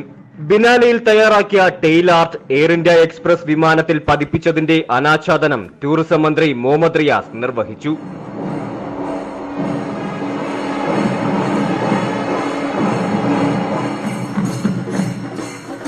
ടൂറിസം മേഖലയുടെ വികസനത്തിനായി നൂതന പരിപാടികൾ ആവിഷ്കരിച്ചു വരികയാണെന്ന് മന്ത്രി പറഞ്ഞു. ഇന്ത്യ ടുഡേ വളരെ സമയമെടുത്ത് പഠിച്ച് നൽകിയ റാങ്കിങ്ങിൽ കേരളം 1ാം സ്ഥാനത്തായി. GDP-യിൽ 120% വളർച്ചയുണ്ടാകുന്നു. ടൂറിസത്തിന്റെ ജനകീയ ഇടപെടലുകൾ വലിയ നിലയിൽ ജനങ്ങൾ ഏറ്റെടുത്ത് സ്വയം ബ്രാൻഡ് അംബാസഡർമാരായി കേരളത്തിൽ മാറുന്നു. ആർട്ടിസ്റ്റ് GS സ്മിതയുടെ ആർക്കിലിക് പെയിന്റിംഗ് ആണ് എയർ ഇന്ത്യ വിമാനത്തിൽ ടെയിൽ ആർട്ടാക്കി മാറ്റിയത്. ഇതിൽ സന്തോഷമുണ്ടെന്ന് സ്മിത ന്യൂസ് 18നോട് പറഞ്ഞു. സത്യത്തിൽ ഒരു ഡിപ്രഷൻ മൂഡിലാണ് ഇത് ചെയ്തത്. പക്ഷെ അത് കാണുന്നവർക്ക് ഭയങ്കരമായിട്ട് എൻജോയ് ചെയ്യുന്നതായിട്ട് എനിക്ക് അനുഭവപ്പെടുന്നുണ്ട്. കാരണം എന്താ വെച്ചാൽ എനിക്ക് പുറത്തേക്ക് പോകാൻ പറ്റാത്തത്, പുറത്തെ പാൻഡമിക് കാലത്തുള്ള പേടി, അതിനിടയിലാണ് ഞാൻ ഈ വർക്ക് ഇങ്ങനെ ചെയ്യുന്നത്. അപ്പോൾ എനിക്ക് കാണാനും അതിനു വേണ്ടിയിട്ടായിരുന്നു ഫസ്റ്റ് ഞാൻ ചെയ്തത്. അല്ലാതെ ഈ ഒരു ഫ്ലൈറ്റിന്റെ ടെയിൽ ഇങ്ങനെ വരുമെന്ന് ഞാൻ ഒരിക്കലും അത് ചെയ്യുമ്പോൾ ഓർത്തിട്ടേ ഇല്ല. അപ്പോൾ വളരെ സന്തോഷമുണ്ട്. കേരളത്തെ പുതുകാല കലകളുമായി പരിചയപ്പെടുത്തുക എന്നതിനപ്പുറം വിശാലമായ ടൂറിസം സാധ്യതകൾക്ക് കൂടി ലക്ഷ്യം വയ്ക്കുകയാണ് ബിനാലെ. കലയുടെ ലോകമേളയായ കൊച്ചി മുസിരീസ് ബിനാലെയുടെ പ്രൗഢി ഇനി എയർ ഇന്ത്യയുടെ ചിറകുകളേറി പറക്കും. ക്യാമറാമാൻ ഹരികൃഷ്ണനോടൊപ്പം നന്ദകുമാർ, ന്യൂസ് 18 തിരുവനന്തപുരം. പ്രഭാത കേരളത്തിന്റെ പ്രേക്ഷകർക്ക് ഇന്നലെ നമ്മൾ പരിചയപ്പെടുത്തിയ ഒരു വാർത്തയുടെ തുടർച്ചയാണ് ഇന്ന്. മലപ്പുറത്ത് 2 പെൺ സഹോദരങ്ങൾ കഥകളി വേഷം കെട്ടിയാടുന്നതിന്റെ വാർത്ത ഇന്നലെ നമ്മൾ പറഞ്ഞിരുന്നു. ആ വാർത്തയ്ക്കൊരു തുടർച്ച, അതായത് ഇന്നലെ രാത്രിയിൽ അവരുടെ കഥകളി അരങ്ങേറ്റം നടന്നിരിക്കുന്നു. ഹസ്രത്ത് മറിയം കൃഷ്ണവേഷത്തിലാണ് വിശ്വംഭര ക്ഷേത്രത്തിൽ കെട്ടിയാടിയത്. ഒപ്പം തന്നെ സഹോദരിയും ഒപ്പമുണ്ടായിരുന്നു എന്നതാണ് പ്രത്യേകത. എന്തായാലും ആ സന്തോഷത്തിന്റെ നിമിഷങ്ങൾ, ആ കാഴ്ച കണ്ട ശേഷം മടങ്ങി വരും.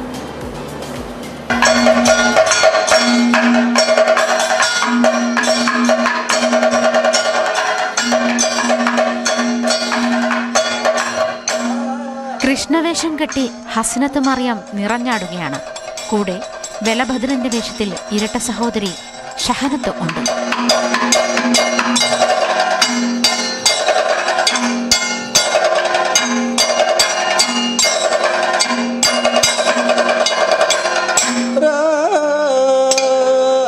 അരങ്ങേറ്റം കണ്ട് ഉള്ളു നിറഞ്ഞ് ഹസൻകുട്ടിയും ഭാര്യ ഷക്കീലയും.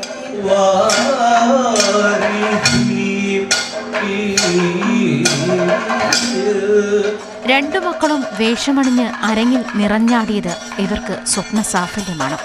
വളരെ സന്തോഷമുണ്ട്. ഇത്ര വലിയ ആരോഗ്യശാലയുടെ എല്ലാ മാനേജ്മെൻറ്റിൻ്റെയും മുന്നിൽ ഇങ്ങനെ അരങ്ങേറാൻ സാധിച്ചതിൽ അവരുടെ സ്വപ്നം പൂവണിഞ്ഞു. ഞങ്ങൾക്കത് വലിയ സന്തോഷമുണ്ട്. ഇനിയും അവരെ ഇതുപോലെ സ്റ്റേജുകളിൽ കിട്ടാൻ ഞങ്ങൾക്ക് മനസ്സുകൊണ്ട് ആഗ്രഹിക്കുന്നുണ്ട്. കോട്ടയ്ക്കൽ PSV നാട്യസംഘത്തിലാണ് ഹസനത്തും ഷഹനത്തും കഥകളി അഭ്യസിക്കുന്നത്. ഇതൊരു തുടക്കമാണ്. ഇനിയും ഏറെ ദൂരം പോകാനുണ്ട്. പഠനത്തോടൊപ്പം കഥകളിയെ ഗൗരവത്തോടെ തന്നെ കൊണ്ടുപോകാനാണ് ഈ മിടുക്കുകളുടെ ആഗ്രഹം. ന്യൂസ് 18 മലപ്പുറം. റിപ്പോർട്ടിൽ സൂചിപ്പിക്കുന്നത് പോലെ ഏറെ ദൂരെ പോകാൻ അവർക്ക് കഴിയുന്നുണ്ട്. ഷഹനത്തും നല്ല രസമായിരിക്കുമല്ലോ രണ്ടുപേരും വീട്ടില് ഇതുപോലെ പ്രാക്ടീസ് ഒക്കെ ഒരുമിച്ച്. ഇരട്ട കുട്ടികളാകുമ്പോൾ എല്ലാ കാര്യങ്ങളും ഒരുമിച്ചാണല്ലോ. അപ്പൊ അവർക്ക് എല്ലാവിധ ആശംസകളും നേരുകയാണ്. ഇനി ഒരുപാട് വേദി കിട്ടട്ടെ അവർക്ക്, അല്ലേ?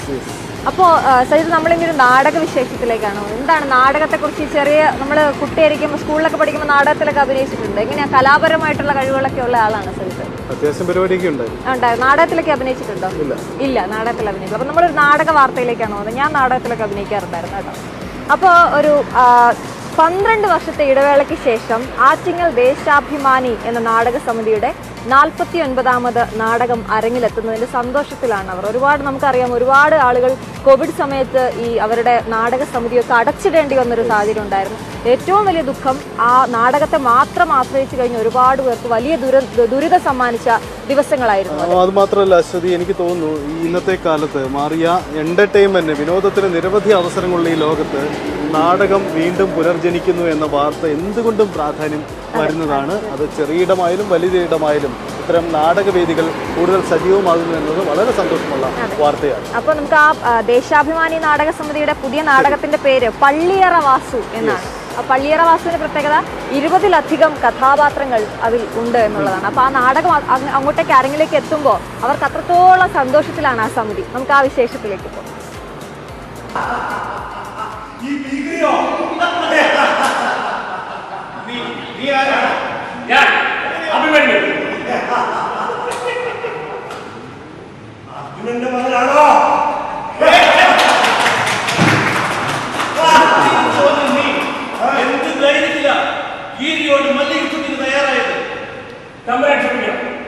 വർഷാവർഷം മല്ലേറ്റം നടത്തി ഈ നാടിന്റെ അധികാരം ഏൽപ്പിച്ച് മടങ്ങുന്ന അന്ന് മനസ്സിലാക്കുന്നില്ല ഈ ദുഷ്ടന്റെ പ്രവൃത്തി.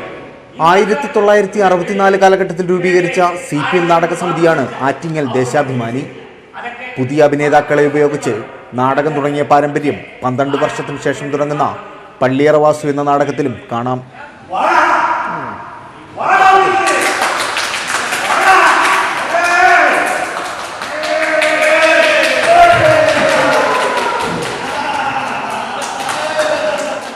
ഈ നാടകത്തിൽ 1-2 വ്യക്തികൾ മാത്രമേ ഉള്ളൂ ഒരു നാടകത്തിൻ്റെ പാരമ്പര്യം അവകാശപ്പെടാനായിട്ടുള്ളത്.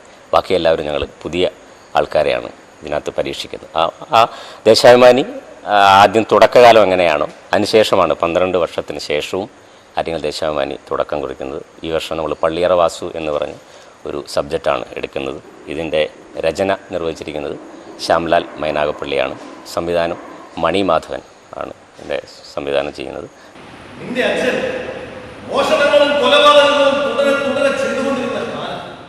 കുടുംബത്തിന്റെ വിശപ്പകറ്റാൻ നെല്ല് മോഷ്ടിക്കുന്ന വാസുദേവൻ നമ്പൂതിരി പിടിക്കപ്പെടുന്നതോടെ നാടുകടത്തപ്പെടുകയും തുടർന്നുണ്ടാകുന്ന സംഭവ വികാസങ്ങളുമാണ് നാടകത്തിന്റെ പ്രമേയം.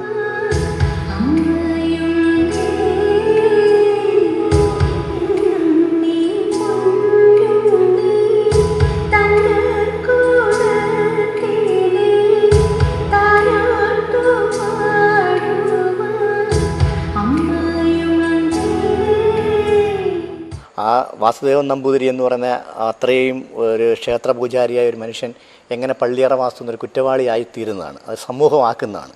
പിന്നീട് അദ്ദേഹം തിരിച്ച് നല്ലവനിലേക്ക് എത്തുന്ന ഒരു സബ്ജക്റ്റാണ് പറഞ്ഞു വരുന്നത്. ഒരുപാട് നല്ല നല്ല പാട്ടുകളും ഒരുപാട് കാര്യങ്ങളും ഈ നാടകത്തിലുണ്ട്.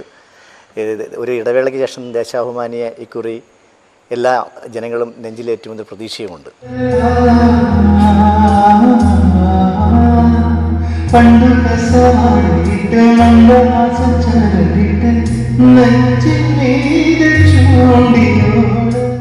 മണിമാധവനാണ് നാടകത്തിന്റെ സംവിധായകൻ.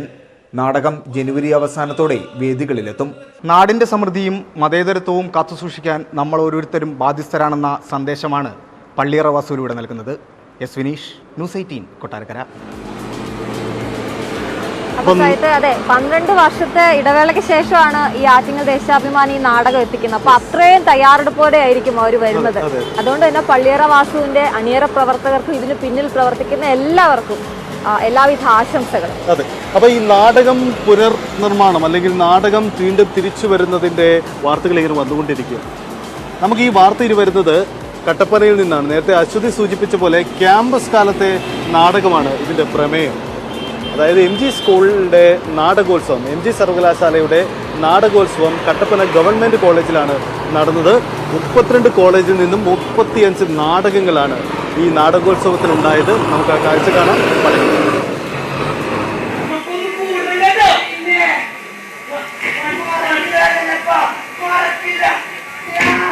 ധീരോദാത്തം നാടക നായക ലക്ഷണങ്ങളല്ല, ഓർമ്മയിൽ ജ്വലിക്കും ധീരതയാണ് എന്ന ടാഗ്ലൈനോടെയാണ് നാടകോത്സവം അരങ്ങേറിയത്.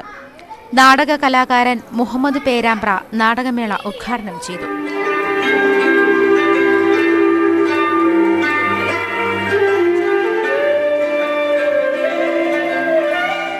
ആദ്യ ദിനം 15 നാടകങ്ങളാണ് അരങ്ങിലെത്തിയത്. വർഗീയത, രാഷ്ട്രീയം, പരിസ്ഥിതി തുടങ്ങിയ ആനുകാലിക പ്രശ്നങ്ങൾ നാടകത്തിന് വിഷയമായി. കട്ടപ്പന ഗവൺമെന്റ് കോളേജിൽ പ്രത്യേകം തയ്യാറാക്കിയ വേദിയിലാണ് നാടകങ്ങൾ അരങ്ങേറിയത്. ന്യൂസ് 18 ഇടുക്കി. ഇവിടെ പാൽ വിൽക്കപ്പെടും, ഇവിടെ തൈര് ലഭിക്കും എന്നൊക്കെയുള്ള ബോർഡ് നമ്മൾ പല കടകളിലും കെട്ടിത്തൂക്കിയിരിക്കുന്നത് കണ്ടിട്ടുണ്ടല്ലേ. അതുപോലൊരു വെറൈറ്റി ബോർഡ് കഴിഞ്ഞ ദിവസം സമൂഹ മാധ്യമങ്ങളിലൊക്കെ വൈറലായിരുന്നു. ഇവിടെ ബഫർ സോൺ ഇഞ്ചി വിൽക്കപ്പെടും എന്നുള്ളൊരു ബോർഡ്. ഇടുക്കി കുമളിയിലാണ് ഒരു പച്ചക്കറി കടയിൽ ഇത്തരത്തിലൊരു ബോർഡ് കെട്ടിപ്പൊക്കിയിരുന്നത്. അവരുടെ ആശങ്കകൾ, ബഫർ സോൺ ആശങ്കകൾ ഇത്തരത്തിലൊരു ക്യാപ്ഷനിലൂടെ ആളുകളിലേക്ക് എത്തിക്കുക എന്നതായിരുന്നു അത് എഴുതിയ ആളുടെ ഒരു ഇത്. പച്ചക്കറി നടത്തുന്ന ജോമോനാണ് ഇതിന്റെ പിന്നിൽ. ഈ ബഫർ സോൺ വരാൻ പോകുന്ന ഏരിയയിലെ മണ്ണിൽ കൃഷി ചെയ്ത ഇഞ്ചി ആവാം. അതെ അതെ അതെ, എന്തായാലും അത് കാണാം. കുമളിയിൽ പച്ചക്കറി കടയിൽ സ്ലേറ്റിൽ എഴുതി തൂക്കിയ ബോർഡ് കടയിൽ സാധനം വാങ്ങാനെത്തിയ ആരോ ആണ് സമൂഹ മാധ്യമങ്ങളിൽ പോസ്റ്റ് ചെയ്തത്. ആളുകൾ ഷെയർ ചെയ്തതോടെ ജോമോന്റെ കടയും വൈറലായി. ബഫർ സോണിലെ ഇഞ്ചിക്കൊപ്പം ചേനയും ചേമ്പും കാച്ചിലുമൊക്കെ ഇത്തരത്തിലുള്ള ബോർഡുകളിൽ ഇടം പിടിച്ചിട്ടുണ്ട്. നമ്മളൊക്കെ ഇപ്പോൾ വലിയ വലിയ കമ്പനിക്കാരൊക്കെ പരസ്യം ചെയ്യുന്നതാണെങ്കിൽ പരസ്യം ചെയ്യണമെങ്കിൽ 1 ലക്ഷവും ലക്ഷക്കണക്കിന് രൂപ വേണം. നമ്മൾ വെറുതെ സ്ലേറ്റ് എഴുതിയിട്ട് അത് വൈറലായി, അങ്ങനെ എഴുതിയിട്ടാണ്. ബഫർ സോണിൻ്റെ ഇപ്പോൾ അതിൻ്റെ ഒരു ട്രെൻഡ് ആയതുകൊണ്ട് ആ പേരങ്ങനെ എഴുതിയിട്ട്. ഇടതുപക്ഷ സർക്കാരിന്റെ എല്ലാം ശരിയാകുമെന്ന പ്രഖ്യാപനം പോലും കടയിലെ സ്ലേറ്റിലുണ്ട്. ചീര കഴിക്കൂ, എല്ലാം ശരിയാകും. ടമാർ പടാർ പപ്പടം, ഇടിവെട്ട് നാടൻ തക്കാളി, BIS ഹോൾമാർക്കുള്ള ക്യാരറ്റ്, ദൈവത്തെ ഓർത്ത് ഇനി വരുമ്പോൾ ഒരു സഞ്ചി കൂടി കൊണ്ടുവരൂ എന്നിങ്ങനെ നീളുന്നു ജോമോന്റെ പരസ്യങ്ങൾ. 30 വർഷത്തോളമായി പച്ചക്കറി വ്യാപാര മേഖലയിലുണ്ടെങ്കിലും കഴിഞ്ഞ 3 വർഷമായിട്ടാണ് ഇത്തരത്തിൽ കൗതുകമുണർത്തുന്ന ബോർഡുകൾ ജോമോൻ എഴുതി തുടങ്ങിയത്. ന്യൂസ് 18 ഇടുക്കി. അങ്ങനെ ആ കട മൊത്തത്തിൽ വൈറലാണ്. കാരണം അവിടുത്തെ ഇഞ്ചി മാത്രമല്ല, എല്ലാ സാധനങ്ങളും എല്ലാം ബഫർ സോണിലാണ്. ഇതിന്റെ ഈ ഒരു സ്റ്റോറിയുടെ അർത്ഥം ബഫർ സോൺ ഇഞ്ചി വേണമെന്നുള്ള ഒരു കുമളിയിലേക്ക് പോവുക എന്നുള്ളതല്ല, അധികാരികളിലേക്ക് ഈ ഒരു കാര്യം എത്തിക്കുക. അവരെത്രത്തോളം ആശങ്കയിലാണ് എന്നുള്ളത്. കർഷകർ, ഓരോ കർഷകനും അവരുടെ കൃഷി ചെയ്യുന്ന സ്ഥലം ഉൾപ്പെടെ ബഫർ സോൺ ആകുമ്പോൾ അവർ എത്രത്തോളം ആശങ്കയിലാണ് എന്നുള്ളതിനൊരു തെളിവാണ്. നമ്മൾ വളരെ രസകരമായി അത് അവതരിപ്പിക്കുമ്പോഴും അതിന്റെ ആശയം നമ്മൾ ഉൾക്കൊള്ളുക തന്നെ ചെയ്യണം. തീർച്ചയായിട്ടും. അപ്പോൾ അതാണ്. അപ്പം പ്രഭാത കേരളത്തിൽ ഞങ്ങളിങ്ങനെ വ്യത്യസ്ത കാഴ്ചകളുമായി ഇങ്ങനെ ഇരിക്കുന്നു. കഴക്കൂട്ടത്തുണ്ട്, ഇവിടുത്തെ IT ഹബിന്റെ ഭാഗമായ റോഡിലൊക്കെ തിരക്കായി തുടങ്ങി. അപ്പം നമുക്കൊരു ചെറിയ ഇടവേളയും കൂടി എടുക്കേണ്ടതുണ്ട്. അതിനുശേഷം വേഗത്തിൽ മടങ്ങി വരും.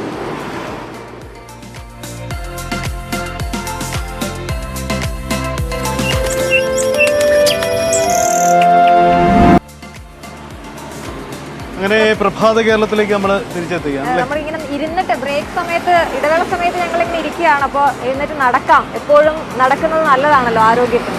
അപ്പോൾ നമ്മൾ നേരത്തെ ആദ്യം ഒന്ന് പറഞ്ഞു പോയൊരു വാർത്തയുണ്ടല്ലോ സൈത്തെ, കാസർഗോഡ് DCC പ്രസിഡന്റ് ഫേസ്ബുക്ക് പോസ്റ്റിലുണ്ടായ ഫൈസലിന്റെ ആ പോസ്റ്റ് ഇന്നലെ വലിയ വിവാദം ഉണ്ടാക്കിയത്. റിപ്പബ്ലിക് ദിനത്തോടനുബന്ധിച്ച് അദ്ദേഹം നൽകിയ ആശംസയിൽ സവർക്കറുടെ ചിത്രം കൂടി ഉൾപ്പെടുത്തി. അതായത് കോൺഗ്രസിന്റെ പ്രഖ്യാപിത നിലപാടുകൾക്ക് വിരുദ്ധമായ ഒരു DCC പ്രസിഡന്റ് തന്നെ പോസ്റ്റ് ഇട്ടു എന്നതാണ്. അപ്പോൾ അത് പിന്നീട് അതിന് ഫൈസൽ വിശദീകരണം നൽകി. താനല്ല, തൻ്റെ ഈ പേജ് കൈകാര്യം ചെയ്യുന്ന ആൾക്ക് പറ്റിയ ഒരു അബദ്ധം എന്നതാണ് അദ്ദേഹത്തിന്റെ വിശദീകരണം. എന്തായാലും കാസർഗോഡ് നിന്നും ബൈജു ഉണ്ട്. ബൈജു, ഇന്നലെ രാത്രിയിൽ വന്നൊരു വാർത്തയാണ്. അതിനുശേഷം DCC ഇപ്പോൾ നൽകുന്ന വിശദീകരണം എങ്ങനെയാണ് ഈ സംഭവത്തിൽ? ഇതിൽ തൃപ്തികരമാണോ? ഇത് കാസർഗോഡ് മറ്റു വിവാദങ്ങൾക്കും ഇത് ഇടവെക്കുന്നുണ്ടോ? സജിത്ത്, തീർച്ചയായും ഇതിന്റെ വിവാദം കെട്ടടങ്ങിയെന്ന് നമുക്കിപ്പോഴും പറയാൻ പറ്റില്ല. എന്തായാലും ഫൈസൽ നൽകുന്ന ഒരു വിശദീകരണം ഇതിൽ അബദ്ധത്തിൽ സംഭവിച്ചെന്നാണ് ഈ ഫേസ്ബുക്ക് കൈകാര്യം ചെയ്യുന്നത് ഓഫീസ് സ്റ്റാഫാണ്. ഈ സംഭവത്തിൽ അന്വേഷണം നടത്തി നടപടി ഉണ്ടാകും എന്നാണ് ഫൈസൽ വ്യക്തമാക്കുന്നത്. അതേസമയം ഈ പോസ്റ്റ് വ്യാപകമായി സമൂഹ മാധ്യമങ്ങളിൽ ഇപ്പോഴും പ്രചരിക്കുന്നുണ്ട് എന്നതാണ് ഏറ്റവും ശ്രദ്ധേയം.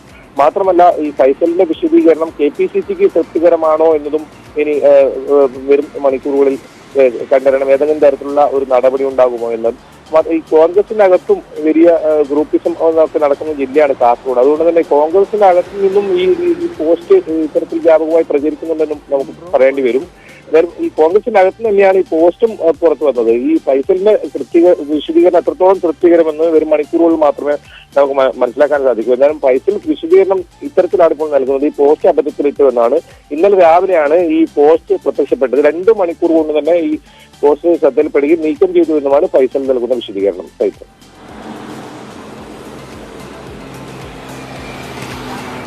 അതാണ് കാസർഗോഡ് നിന്നും പുറത്തു വരുന്ന വാർത്ത. എനിക്കൊരു സംശയമുണ്ട് സജിദീപ്, എപ്പോഴും സവർക്കറുടെ പടം എങ്ങനെയാണ് ഈ തെറ്റി അബദ്ധത്തിൽ വരുന്നത്? ഡിസൈൻ ചെയ്തതിലെ പിഴവെന്നാണ് ഇപ്പൊ പറഞ്ഞിരിക്കുന്ന DCC പ്രസിഡന്റ് പറഞ്ഞിരിക്കുന്ന കാര്യം. ഈ ഡിസൈൻ ചെയ്തപ്പോൾ ഇതുപോലെ തന്നെ പലയിടത്തും നേരത്തെ സവർക്കറുടെ പടം വന്നിട്ടുണ്ട്. ഡിസൈൻ ചെയ്യുന്നവർക്കൊക്കെ ഈ സവർക്കറുടെ പടം എങ്ങനെ വരുന്നു എന്നുള്ളത്, അബദ്ധത്തിൽ വരുന്നു എന്നുള്ള സ്വാഭാവികമായ ഒരു സംശയം എനിക്ക് വരുന്നു. ഭാരത് ജോഡോ യാത്രയുടെ സ്വീകരണം നൽകുന്നതുമായി ബന്ധപ്പെട്ട് ഈ കാസർഗോഡ് ചേർന്ന് കിടക്കുന്ന ഈ മംഗളൂരു, അവിടെ ഈ കർണാടകത്തിന്റെ ഭാഗമായി അവിടെയും വലിയൊരു ബ്ലണ്ടർ ഇത്തരത്തിൽ പറ്റുകയും തിരുത്തുകയൊക്കെ ചെയ്തിട്ടുണ്ട്. ഫ്ലെക്സിലുണ്ട്, ഫ്ലെക്സ് ബോർഡിൽ വരുന്നുണ്ട്, പോസ്റ്ററിൽ വരുന്നുണ്ട്. ഇതെല്ലാം അബദ്ധം പറ്റി വരുന്നത് അക്ഷരങ്ങളുടെ തെറ്റോ അങ്ങനൊന്നുമല്ല, സവർക്കറുടെ പടമാണ്. അപ്പൊ അതെന്തായാലും അതെ, സ്വാഭാവികമായ ഒരു സംശയം അങ്ങനെ വരാം. എന്തായാലും അതിന് വിശദീകരണം ഉണ്ടാകും, തുടർ നടപടികൾ എങ്ങനെ ഉണ്ടാകും എന്നൊക്കെ നമുക്ക് നോക്കാം. കാസർഗോഡ് കാര്യത്തിൽ നമുക്കിനി കൊല്ലത്തേക്ക് പോകാം. അവിടെ നിന്നൊരു ദുഃഖകരമായ വാർത്തയാണ്. പോലീസിനെതിരെ ആത്മഹത്യാ കുറിപ്പ് എഴുതി വെച്ച് വിദ്യാർത്ഥി ജീവൻ ഒടുക്കാൻ ശ്രമിച്ചു എന്നൊരു വാർത്ത രാവിലെ വരുന്നുണ്ട്. കൊല്ലം ഓച്ചിറ പോലീസിനെതിരെയാണ് ക്ലാപ്പന സ്വദേശിയായ 16-കാരൻ ഇത്തരത്തിൽ ആത്മഹത്യാ കുറിപ്പിൽ പോലീസിനെതിരെ പരാമർശിച്ചിരിക്കുന്നത്. സ്കൂളിൽ നിന്ന് ഞങ്ങൾ തമ്മിലുള്ള പ്രശ്നം കേസ് കൊടുത്തായിരുന്നു. അപ്പോൾ ഇന്നലെ പോലീസ് സ്റ്റേഷനിൽ ചെന്നപ്പോൾ പോലീസുകാർ അവരുടെ ഭാഗത്ത് നിന്ന് ഒത്തുതീർപ്പിനുള്ള ഇതില്ല പറഞ്ഞു. അപ്പോൾ അത് പറ്റത്തില്ലെന്ന് പറഞ്ഞപ്പോൾ വേറെ കേസ് ഞങ്ങളെ 4 പേരെയും കുടുക്കി അകത്താക്കുമെന്ന് പറഞ്ഞായിരുന്നു. അതുകൊണ്ട് ഞാൻ തുടങ്ങി കഴിക്കാൻ തോന്നി, വിഷം കഴിക്കാൻ. ഷാനോസ് ഡേവിഡ് അവിടെ നിന്നും ചേരുന്നുണ്ട്. ഷാനോസ്, എന്തായിരുന്നു ഈ സംഭവം? ഈ കുട്ടിയുടെ പരാതി എന്തായിരുന്നു? നേരത്തെ തന്നെ ഈ പോലീസ് വേണ്ടത്ര ക്രിയാത്മകമാവുന്നില്ല എന്ന പരാതി സംസ്ഥാനത്തിന്റെ പലയിടങ്ങളിൽ നിന്നും ഉയരുന്നുണ്ട്. സമാന തരത്തിലുള്ള ഒരു സംഭവം തൊടുപുഴ, ഇടുക്കി മേഖലകളിൽ നിന്നും ഉണ്ടായിരുന്നു. എന്താണ് ഈ സംഭവം ഉണ്ടായത്? എന്താണ് ഇതിന് പോലീസ് തന്നെ ഇക്കാര്യത്തിൽ വിശദീകരിക്കുന്നത് എങ്ങനെയാണ്? കഴിഞ്ഞ തിങ്കളാഴ്ചയാണ് ഈ സംഭവം ഉണ്ടാകുന്നത്. 2 സംഘങ്ങൾ തമ്മിലുണ്ടായ സംഘർഷത്തിന്റെ ഭാഗമായിട്ടാണ് ഇപ്പോൾ ഈ വാർത്ത ഉണ്ടാകുന്നത്. ഈ മക്കളുടെ വീട്ടിൽ നിലകൊള്ളുന്ന കുട്ടി അടക്കമുള്ള 4 പേരെ എതിർ സംഘം ക്രൂരമായി മർദ്ദിച്ചിരുന്നു. എന്നാൽ പോലീസ് അവർക്കെതിരെ കാര്യമായ വകുപ്പുകൾ ചുമത്തി കേസെടുക്കാതെ പകരം ഈ വിഷയം ഒത്തുതീർപ്പാക്കണം എന്നാവശ്യപ്പെട്ടുകൊണ്ട് കഴിഞ്ഞ ദിവസം ഇവരെ വിളിച്ചു വരുത്തി എത്രയും വേഗം ഈ കേസ് ഒത്തുതീർപ്പാക്കിയിട്ട് വേണം ഇവിടുന്ന് പോകാൻ എന്ന് ഭീഷണിയോടുകൂടിയാണ് പോലീസ് സംസാരിച്ചത്. അപ്പം ഈ കുട്ടികൾ അതിന് തയ്യാറായില്ല, കേസെടുക്കണം, അവർക്കെതിരെ കേസെടുക്കണം എന്നുള്ള ആവശ്യം ഉറച്ചു നിന്നു. അപ്പോൾ പോലീസിന്റെ ഭാഗത്തു നിന്നുണ്ടായ പ്രതികരണം, നിങ്ങളെല്ലാം പിടിച്ച് അകത്തിട്ടായാലും ശരി, ഇത് ഈ വിധത്തിൽ ഞങ്ങൾ അവസാനിപ്പിക്കും, അല്ലാതെ മുമ്പോട്ട് പോകാൻ കഴിയത്തില്ല എന്നുള്ളത് വികാരവും ധാർഷ്ട്യവും നിറഞ്ഞ ഒരു നിലപാടാണ് പോലീസ് ഈ 16 വയസ്സുള്ള കുട്ടികളോട് സ്വീകരിച്ചത്.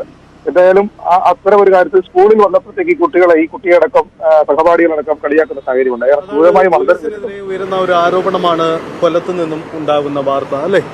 ഇനി നമ്മൾ പോകുന്നത് പത്തനംതിട്ടയിലേക്ക്. പത്തനംതിട്ടയിൽ ഇലന്തൂർ പരിയാരം സർവീസ് സഹകരണ ബാങ്ക് ഒരു വിവാദ നടപടി ചെയ്തിരുന്നു. അതായത് അവർക്ക് കുടിശ്ശിക അടയ്ക്കാനുള്ള ആളുകളുടെ പേര് വിവരങ്ങൾ ഒരു ഫ്ലക്സ് ബോർഡിൽ എഴുതി അത് പൊതു ഇടങ്ങളിൽ പ്രദർശിപ്പിച്ചു. അത് വളരെ മോശമായ ഒരു നടപടിയാണ്. തീർച്ചയായിട്ടും, കാരണം കടബാധ്യതകൾ എല്ലാവർക്കും ഉണ്ടാകും. അത് പൊതുസമൂഹത്തിൽ അവരെ സമ്മർദ്ദത്തിലാക്കാൻ വേണ്ടി അത് പ്രദർശിപ്പിക്കുക എന്നത് അങ്ങേയറ്റം തെറ്റായ നടപടിയുമാണ്.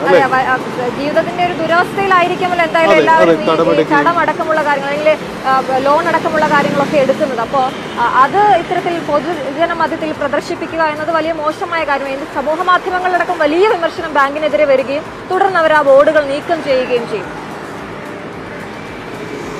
കുടിശ്ശികക്കാരെ കൂടുതൽ സമ്മർദ്ദത്തിലാക്കി വായ്പാ തുക തിരിച്ചടയ്ക്കാനുള്ള ഇലന്തൂർ പരിയാരം സർവീസ് സഹകരണ ബാങ്ക് അധികൃതരുടെ തന്ത്രമാണ് വിവാദമായത്. വായ്പാ കുടിശ്ശിക വരുത്തിയവരുടെ പേരും വിലാസവും ഈടാക്കാനുള്ള തുകയും ഫ്ലക്സ് ബോർഡുകളിൽ പ്രദർശിപ്പിച്ചതാണ് വിവാദത്തിന് കാരണം. ബാങ്കിന്റെ പരിധിയിൽ വരുന്ന 6ഓളം സ്ഥലങ്ങളിൽ ഫ്ലെക്സ് ബോർഡുകൾ അധികൃതർ സ്ഥാപിച്ചെങ്കിലും കടുത്ത പ്രതിഷേധത്തെ തുടർന്ന് പിന്നീട് നീക്കം ചെയ്തു. ഈ സഹകരണ ബാങ്കിൽ ഏതെങ്കിലും കാരണവശാൽ കുടിശ്ശിക വന്നാൽ അവരുമായി സംസാരിച്ച് അതിന് പരിഹാരം കാണേണ്ടതിന് പകരമായി ഏറ്റവും ലജ്ജാകരമായ രീതിയിൽ അവരുടെ പേരുകൾ ഫ്ലെക്സ് ബോർഡുകൾ അടിച്ച് പ്രധാന ജംഗ്ഷനുകളിൽ വെച്ച പരിയാരം സർവീസ് സഹകരണ ബാങ്കിൻ്റെ ഈ നടപടിയെ ശക്തമായി അപലപിക്കുന്നു. അഴിമതി ആരോപണങ്ങൾ നിലനിൽക്കുന്ന പരിയാരം സഹകരണ ബാങ്ക് ഭരണസമിതിയുടെ നടപടിക്കെതിരെ കടുത്ത വിമർശനങ്ങളാണ് സമൂഹ മാധ്യമങ്ങളിൽ പ്രചരിക്കുന്നത്. CPM ഭരിക്കുന്ന പരിയാരം സർവീസ് സഹകരണ ബാങ്കിന്റെ നടപടിക്കെതിരെ പാർട്ടിക്കകത്ത് ശക്തമായ വിമർശനങ്ങൾ ഉയർന്നിട്ടുണ്ട്. ന്യൂസ് 18 പത്തനംതിട്ട. അതാണ് പത്തനംതിട്ടയിൽ നിന്ന് വരുന്ന വാർത്ത. ഒരു ബാങ്കിന്റെ നടപടി അത് അങ്ങേയറ്റം വിമർശന വിധേയമാകുന്നു. ഒടുവിൽ അവർ അത് തിരുത്തുന്നു. പക്ഷേ തിരുത്തിയെങ്കിൽ കൂടിയും ഫ്ലെക്സ് വെച്ച അത് പരസ്യപ്പെടുത്തപ്പെട്ട കുടുംബങ്ങൾക്കുണ്ടാവുന്ന വേദനയ്ക്ക് പരിഹാരമാവുന്നതും ഇല്ല. എന്തായാലും ഇനി നമ്മൾ ഒരു ചെറിയ ഇടവേള എടുത്ത ശേഷം മടങ്ങി വരും. അപ്പോൾ പ്രഭാത കേരളം വീണ്ടും. പ്രഭാത കേരളം തുടരുമ്പോൾ നമ്മളിനി പോകുന്നത് ഒരു അപകട വാർത്തയിലേക്കാണ്. തൃത്താല കൂനമൂച്ചിയിലാണ് കാർ നിയന്ത്രണം വിട്ട് ഓട്ടോ സ്റ്റാൻഡിൽ നിർത്തിയിട്ട് ഓട്ടോയെ ഇടിച്ചു തകർത്തത്. കൂനമൂച്ചി സ്വദേശിയായ സിറാത്ത് 65 വയസ്സുള്ള ഗുരുതര പരിക്കേറ്റു അദ്ദേഹത്തിന്. ഇന്നലെ വൈകിട്ടായിരുന്നു അപകടമുണ്ടായത്. കൂനമൂച്ചി എടപ്പാൾ റോഡിൽ നിർത്തിയിട്ടിരുന്ന ഓട്ടോറിക്ഷയിൽ നിയന്ത്രണം വിട്ട കാർ വന്ന് ഇടിക്കുകയായിരുന്നു. ഇടിയുടെ വേഗതയിൽ ഓട്ടോറിക്ഷയിലുണ്ടായിരുന്ന ഡ്രൈവർ തെറിച്ച് റോഡിലേക്ക് വീണു. ഗുരുതര പരിക്ക് പറ്റിയ ഓട്ടോ ഡ്രൈവറെ ആദ്യം എടപ്പാൾ ആശുപത്രിയിലും പിന്നീട് കോട്ടക്കൽ മിംസ് ആശുപത്രിയിലും പ്രവേശിപ്പിച്ചു എന്നാണ് വാർത്ത.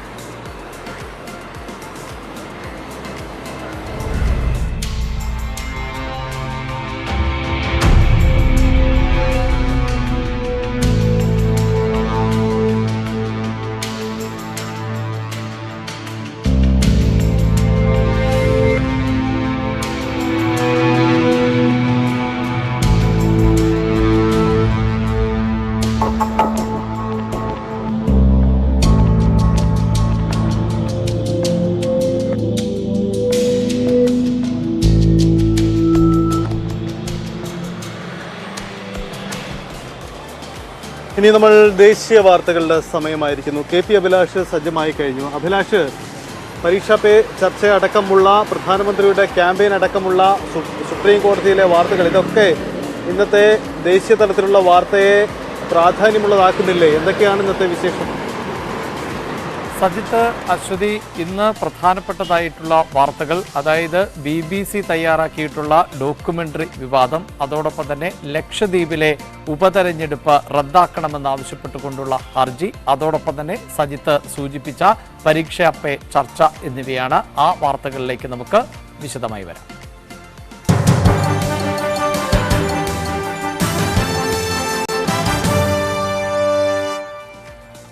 പ്രധാനമന്ത്രി നരേന്ദ്രമോദിയുടെ നേതൃത്വത്തിൽ നടക്കുന്ന പരീക്ഷാ പേ ചർച്ച ഇന്ന് രാവിലെ 11 മണിക്ക് നടക്കും. ഡൽഹിയിലെ തൽക്കത്തോറ സ്റ്റേഡിയത്തിലാണ് ഈ ചർച്ച നടക്കുന്നത്.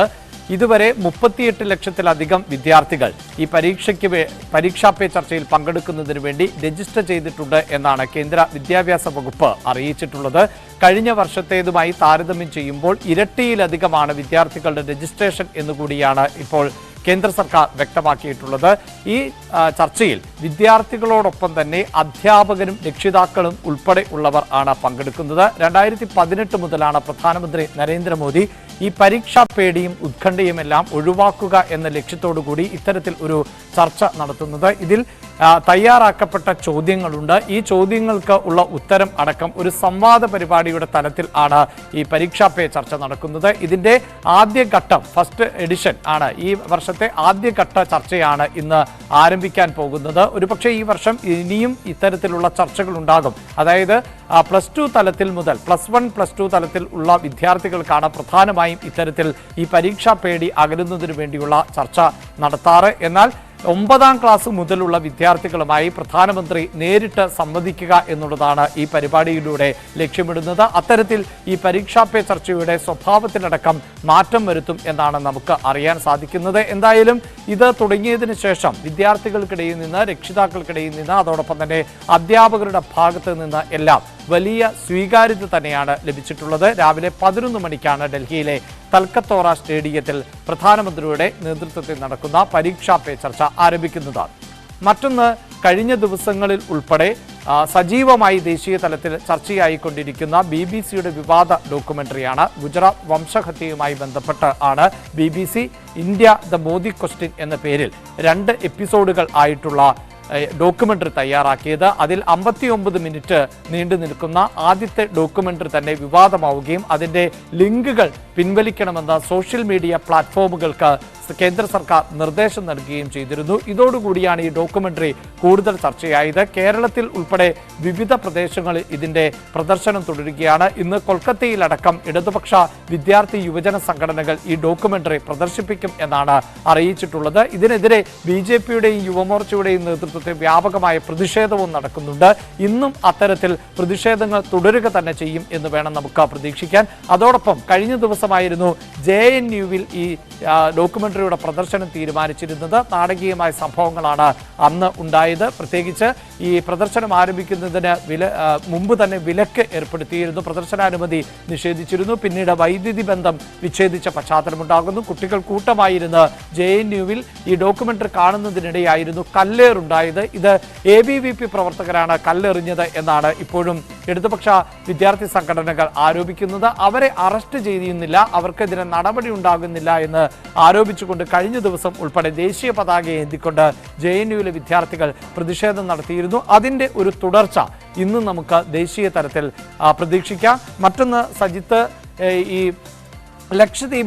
ലക്ഷദ്വീപിലെ തെരഞ്ഞെടുപ്പുമായി ബന്ധപ്പെട്ട അനിശ്ചിതത്വം അതാണ് ഏറ്റവും പ്രധാനപ്പെട്ടത്. ലക്ഷദ്വീപിലെ MP ആയിരുന്ന മുഹമ്മദ് ഫൈസലിന്റെ MP സ്ഥാനം നേരത്തെ തന്നെ റദ്ദാക്കിയിരുന്നു. അതിന് കാരണം 2009-ലെ തെരഞ്ഞെടുപ്പിന് ഇടയിൽ ഒരു സംഘർഷമുണ്ടാവുകയും അന്നത്തെ കോൺഗ്രസ് നേതാവ്, സ്ഥാനാർത്ഥി കൂടിയായിരുന്ന നേതാവിനെ വധിക്കാൻ ശ്രമിച്ചു എന്നുള്ള കേസ് അത് വിചാരണ കോടതിക്ക് മുമ്പാകെ വരികയും അങ്ങനെ വിചാരണ കോടതി 10 വർഷത്തെ തടവിന് ശിക്ഷ വിധിക്കുകയും ചെയ്തു. ഇതേ തുടർന്ന് മുഹമ്മദ് ഫൈസൽ കണ്ണൂരിലെ ജയിലിൽ ആയിരുന്നു. എന്നാൽ പിന്നീട് ഇതിനെ ചോദ്യം ചെയ്തുകൊണ്ട് ഇതിനെതിരെ ഹൈക്കോടതിയെ സമീപിക്കുകയും അങ്ങനെ ഹൈക്കോടതി ഈ ഉത്തരവ് സ്റ്റേ ചെയ്യുകയും ചെയ്തിട്ടുണ്ട്. അതായത് നമ്മുടെ നിയമ സംവിധാനം അനുസരിച്ച് മേൽക്കോടതി ഒരു ഉത്തരവ് സ്റ്റേ ചെയ്താൽ സ്വാഭാവികമായും ആ മേൽക്കോടതിയുടെ അപ്പോഴത്തെ വിധിയാണ് പ്രാക്ടിക്കലായി വരുന്നത്. അതുകൊണ്ട് തന്നെ നമുക്കിപ്പോൾ മുഹമ്മദ് ഫൈസൽ കുറ്റക്കാരനാണ് എന്ന് പറയാൻ സാധിക്കില്ല. പക്ഷേ അദ്ദേഹത്തിന്റെ MP സ്ഥാനം റദ്ദാക്കിയിരുന്നു. അതോടൊപ്പം തന്നെ തെരഞ്ഞെടുപ്പ് കമ്മീഷൻ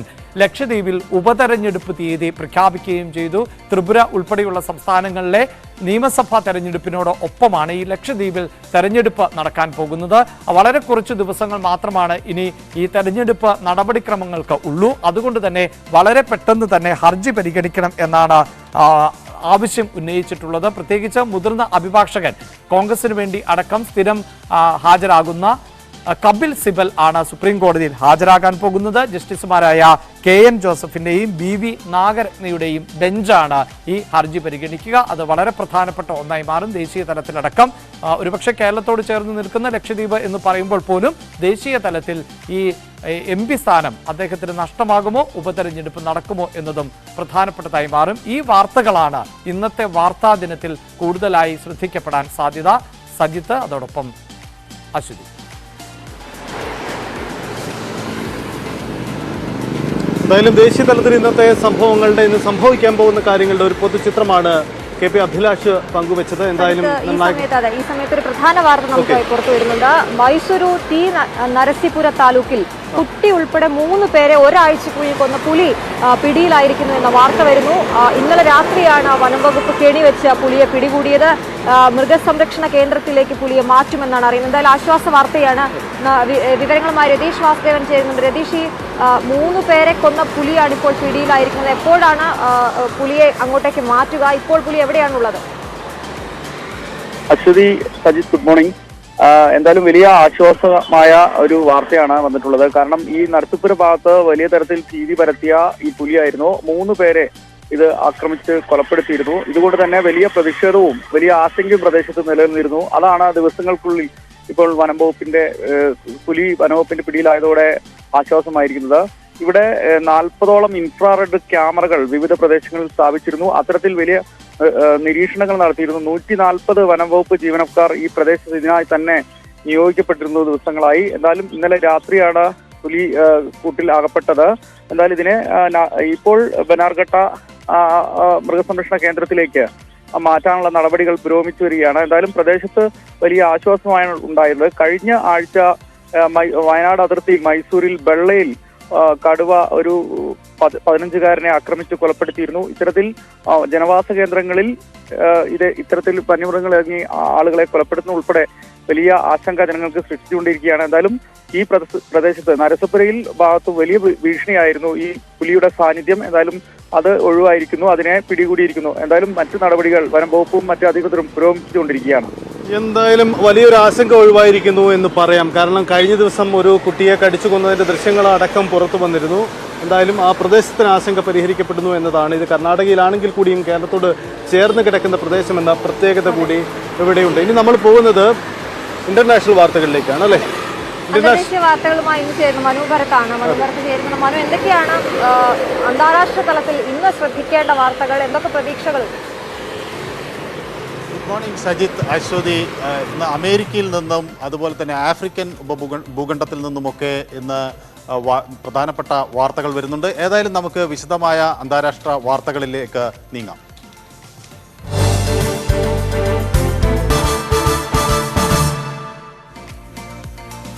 അന്താരാഷ്ട്ര വാർത്തകളിൽ ഏറ്റവും പ്രധാനമായി വരുന്നത് അമേരിക്കയിൽ നിന്നുള്ള വാർത്തയാണ്. കറുത്ത വംശജനായ യുവാവിനെ പോലീസ് അറസ്റ്റ് ചെയ്യുകയും പിന്നീട് അയാൾ മരിക്കുകയും ചെയ്ത സംഭവത്തിൽ 5 പോലീസ് ഉദ്യോഗസ്ഥർക്കെതിരെയാണ് നടപടി ഉണ്ടായിരിക്കുന്നത്. ഈ 5 പോലീസ് ഉദ്യോഗസ്ഥരും ഇയാളെ അതിക്രൂരമായി മർദ്ദിക്കുന്നതിലും തട്ടിക്കൊണ്ടുപോകുന്നതിലും പങ്കാളികളായിട്ടുണ്ട് എന്ന തരത്തിൽ ആണ് ഇവർക്കെതിരെ കുറ്റം ചുമത്തിയിരിക്കുന്നത്. ഒപ്പം തന്നെ ഈ 5 പേരും ഇവർ നേരത്തെ തന്നെ സർവീസിൽ നിന്ന് നീക്കം ചെയ്തിരുന്നു. പിന്നീട് ഇവർക്കെതിരെ ഇപ്പോൾ നടപടി കടുപ്പിച്ചിരിക്കുകയാണ്. കഴിഞ്ഞ ജനുവരി 7-നാണ് അതിസാഹസികമായി വാഹനമോടിച്ചു എന്ന പേരിൽ നിക്കോളസ് ടയർ എന്ന യുവാവിനെ പോലീസ് കസ്റ്റഡിയിൽ എടുക്കുന്നത്. പിന്നീട് ഇയാളെ മർദ്ദിച്ചു, അതാണ് മരണത്തിലേക്ക് കലാശിച്ചത് എന്നായിരുന്നു ആരോപണം. ഏതായാലും ഇത് സംബന്ധിച്ചുള്ള വീഡിയോ ഫൂട്ടേജുകൾ അടുത്ത ദിവസം പുറത്തുവരും. ഈ ഉദ്യോഗസ്ഥരെ നേരത്തെ തന്നെ ഇവരുടെ പങ്ക് വ്യക്തമായ സാഹചര്യത്തിൽ ജോലിയിൽ നിന്ന് മാറ്റി നിർത്തുകയും ചെയ്തിരുന്നു.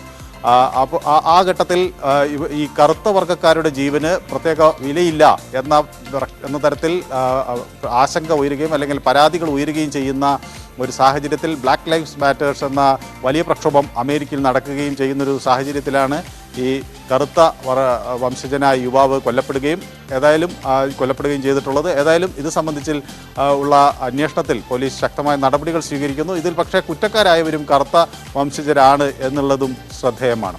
മറ്റൊരു പ്രധാന വാർത്ത വരുന്നത് വടക്കൻ സൊമാലിയയിൽ നിന്നാണ്. അവിടെ ഈ സൈനിക ഓപ്പറേഷനിൽ IS നേതാവ് ബിലാൽ അൽ സുഡാനി കൊല്ലപ്പെട്ടിരിക്കുന്നു. ഈ അൽ സുഡാനി IS ഓപ്പറേഷനുകൾക്കായി ഫണ്ട് ശേഖരിക്കുന്നതിൽ ഒരു പ്രധാനിയാണ് എന്നാണ് അമേരിക്ക കണ്ടെത്തിയിരിക്കുന്നത്. US പ്രതിരോധ സെക്രട്ടറി ലോയ്ഡ് ഓസ്റ്റിൻ ആണ് ഇത് സംബന്ധിച്ചുള്ള വ്യക്തത വരുത്തിയിട്ടുള്ളത്. ഇദ്ദേഹം ഈ സുഡാനി നേരത്തെ തന്നെ അമേരിക്ക ഇയാൾക്കെതിരെ വിലക്ക് ഏർപ്പെടുത്തിയിരുന്നു. ഈ പ്രദേശത്തെ തീവ്രവാദ സംഘടനയ്ക്കും പരിശീലന ക്യാമ്പുകൾക്കുമൊക്കെ പണവും ആളെയും എത്തിച്ചു നൽകുന്നത് ഈ ബിലാൽ അൽ സുഡാനിയാണ് എന്ന് അമേരിക്ക ആരോപിക്കുകയും ചെയ്തിരിക്കുന്നത്. അതായത് അഫ്ഗാനിസ്ഥാനിലൊക്കെ വളർന്നു വരുന്ന ഈ IS സാന്നിധ്യത്തിന് പുറകിലും ഈ ബിലാൽ അൽ സുഡാനിക്ക് പങ്കുണ്ട് എന്നാണ് കണ്ടെത്തൽ. അതുകൊണ്ട് തന്നെ ഈ IS നേതാവിനെതിരെയുള്ള ആക്രമണം നടത്തിയത് അമേരിക്ക ആ തരത്തിലാണ് ന്യായീകരിക്കുന്നത്. ഏതായാലും ഈ IS തീവ്രവാദി വധിക്കുന്ന ഘട്ടത്തിൽ സിവിലിയൻസിന്, സാധാരണക്കാരായ നാട്ടുകാർക്കാർക്കും പരിക്കേറ്റിട്ടില്ല എന്നും അമേരിക്ക വ്യക്തമാക്കുന്നു. മറ്റൊരു പ്രധാന വാർത്ത വരുന്നത് പാകിസ്ഥാനിൽ നിന്നാണ്. അവിടെ IMF പ്രതിനിധികൾ പാകിസ്ഥാൻ സന്ദർശിക്കുന്നു. പാകിസ്ഥാൻ നമുക്കറിയാം കടുത്ത സാമ്പത്തിക പ്രതിസന്ധിയിലാണ്. ഈ മാസം ജനുവരി 31 ആണ് ഈ സംഘം പാകിസ്ഥാനിലെത്തുന്നത്. 10 ദിവസം അവിടെ അവർ ചിലവഴിക്കുകയും ചെയ്യും. ഈ പാകിസ്ഥാന് സാമ്പത്തിക സഹായം, അന്താരാഷ്ട്ര നാണയനിധിയിൽ നിന്നുള്ള സാമ്പത്തിക സഹായം നൽകുന്നതിനെ സംബന്ധിച്ചുള്ള ചർച്ചകളും മറ്റ് നയപരമായ കാര്യങ്ങളും ഈ സന്ദർശനത്തിൻ്റെ ഭാഗമായി ചർച്ചയിൽ വരും. ഏതായാലും പാകിസ്ഥാൻ നാണയത്തിൻ്റെ മൂല്യം വല്ലാതെ ഇടിയുന്നൊരു സാഹചര്യം ആണ് ഉള്ളത്. വലിയ സാമ്പത്തിക പ്രതിസന്ധിയിലേക്കാണ് പാകിസ്ഥാൻ നീങ്ങുന്നത്. പക്ഷേ ഗോവയിൽ നടക്കുന്ന വിദേശകാര്യ മന്ത്രിമാരുടെ യോഗത്തിലേക്ക് ഇന്ത്യ പാകിസ്ഥാൻ വിദേശകാര്യമന്ത്രിയെ ക്ഷണിച്ചിരുന്നു. ഇതിൽ പങ്കെടുക്കണോ എന്ന കാര്യത്തിൽ ഇനിയും തീരുമാനമായിട്ടില്ല എന്നും പാകിസ്ഥാൻ വ്യക്തമാക്കുന്നു. ഇതൊക്കെയാണ് ഇന്നത്തെ പ്രധാന അന്താരാഷ്ട്ര വാർത്തകൾ. ഏതായാലും വാർത്തകൾ അവസാനിക്കുന്നില്ല. സജിത്തിലേക്കും അശ്വതിയിലേക്കും മടങ്ങാം. കൂടുതൽ മറ്റു വാർത്തകൾ കേൾക്കാം. സജിത്ത്, അശ്വതി. എന്തായാലും അന്താരാഷ്ട്ര തലത്തിൽ ഇന്ന് എന്തൊക്കെ പ്രതീക്ഷിക്കണമെന്നതിന്റെ പൊതുചിത്രമാണ് താങ്ക് യു മനു. നമ്മുടെ സമയം ഇവിടെ അവസാന ഘട്ടത്തിലേക്ക് നമ്മൾ എത്തുകയാണ്. നമ്മൾ പ്രേക്ഷകരോട് ഒരു കാര്യം പറഞ്ഞില്ല, ഇന്ന് റിപ്പബ്ലിക് ദിനത്തിന്റെ പിറ്റേന്നാണ്. അതായത് ഇന്ന് ദിനപത്രങ്ങളില്ലാത്ത ദിവസമാണ്. അതുകൊണ്ട് തന്നെ ഞങ്ങളുടെ സുപ്രധാനമായ പ്രഭാത കേരളത്തിലെ ഒരു സെഗ്മെന്റ് ഉണ്ടാവില്ല എന്ന കാര്യം കൂടി പ്രേക്ഷകരെ അറിയിക്കുന്നു. ഇന്ന് പത്രം 18 ഉണ്ടാവില്ല. പത്രവിശേഷങ്ങൾ അതുകൊണ്ട് പ്രേക്ഷകർ വിഷമിക്കേണ്ട കാര്യമില്ല. എല്ലാ വാർത്തകളും സമഗ്രമായി തന്നെ ന്യൂസ് 18 നിങ്ങൾക്ക് മുന്നിൽ എത്തിക്കും. ഇപ്പോൾ ഇടവേള കഴിഞ്ഞ ഉടനെ തന്നെ നമുക്ക് നാട്ടുവർത്തമാനത്തില് ചെറിയ വാർത്തകൾ പോലും വളരെ വിശദമായി നിങ്ങളിലേക്ക് എത്തിക്കാൻ കഴിയുമെന്ന് പ്രതീക്ഷിക്കുന്നു. എന്തായാലും നമ്മുടെ സമയം ഇവിടെ പൂർണ്ണമാവുകയല്ലേ. നമുക്ക് പ്രഭാത കേരളം അവസാനിപ്പിക്കുകയാണ്. പക്ഷെ വാർത്തകൾ അവസാനിക്കുന്നില്ല. എല്ലാവർക്കും ഒരു നല്ല ദിനം ആശംസിക്കുകയാണ്. നമസ്കാരം.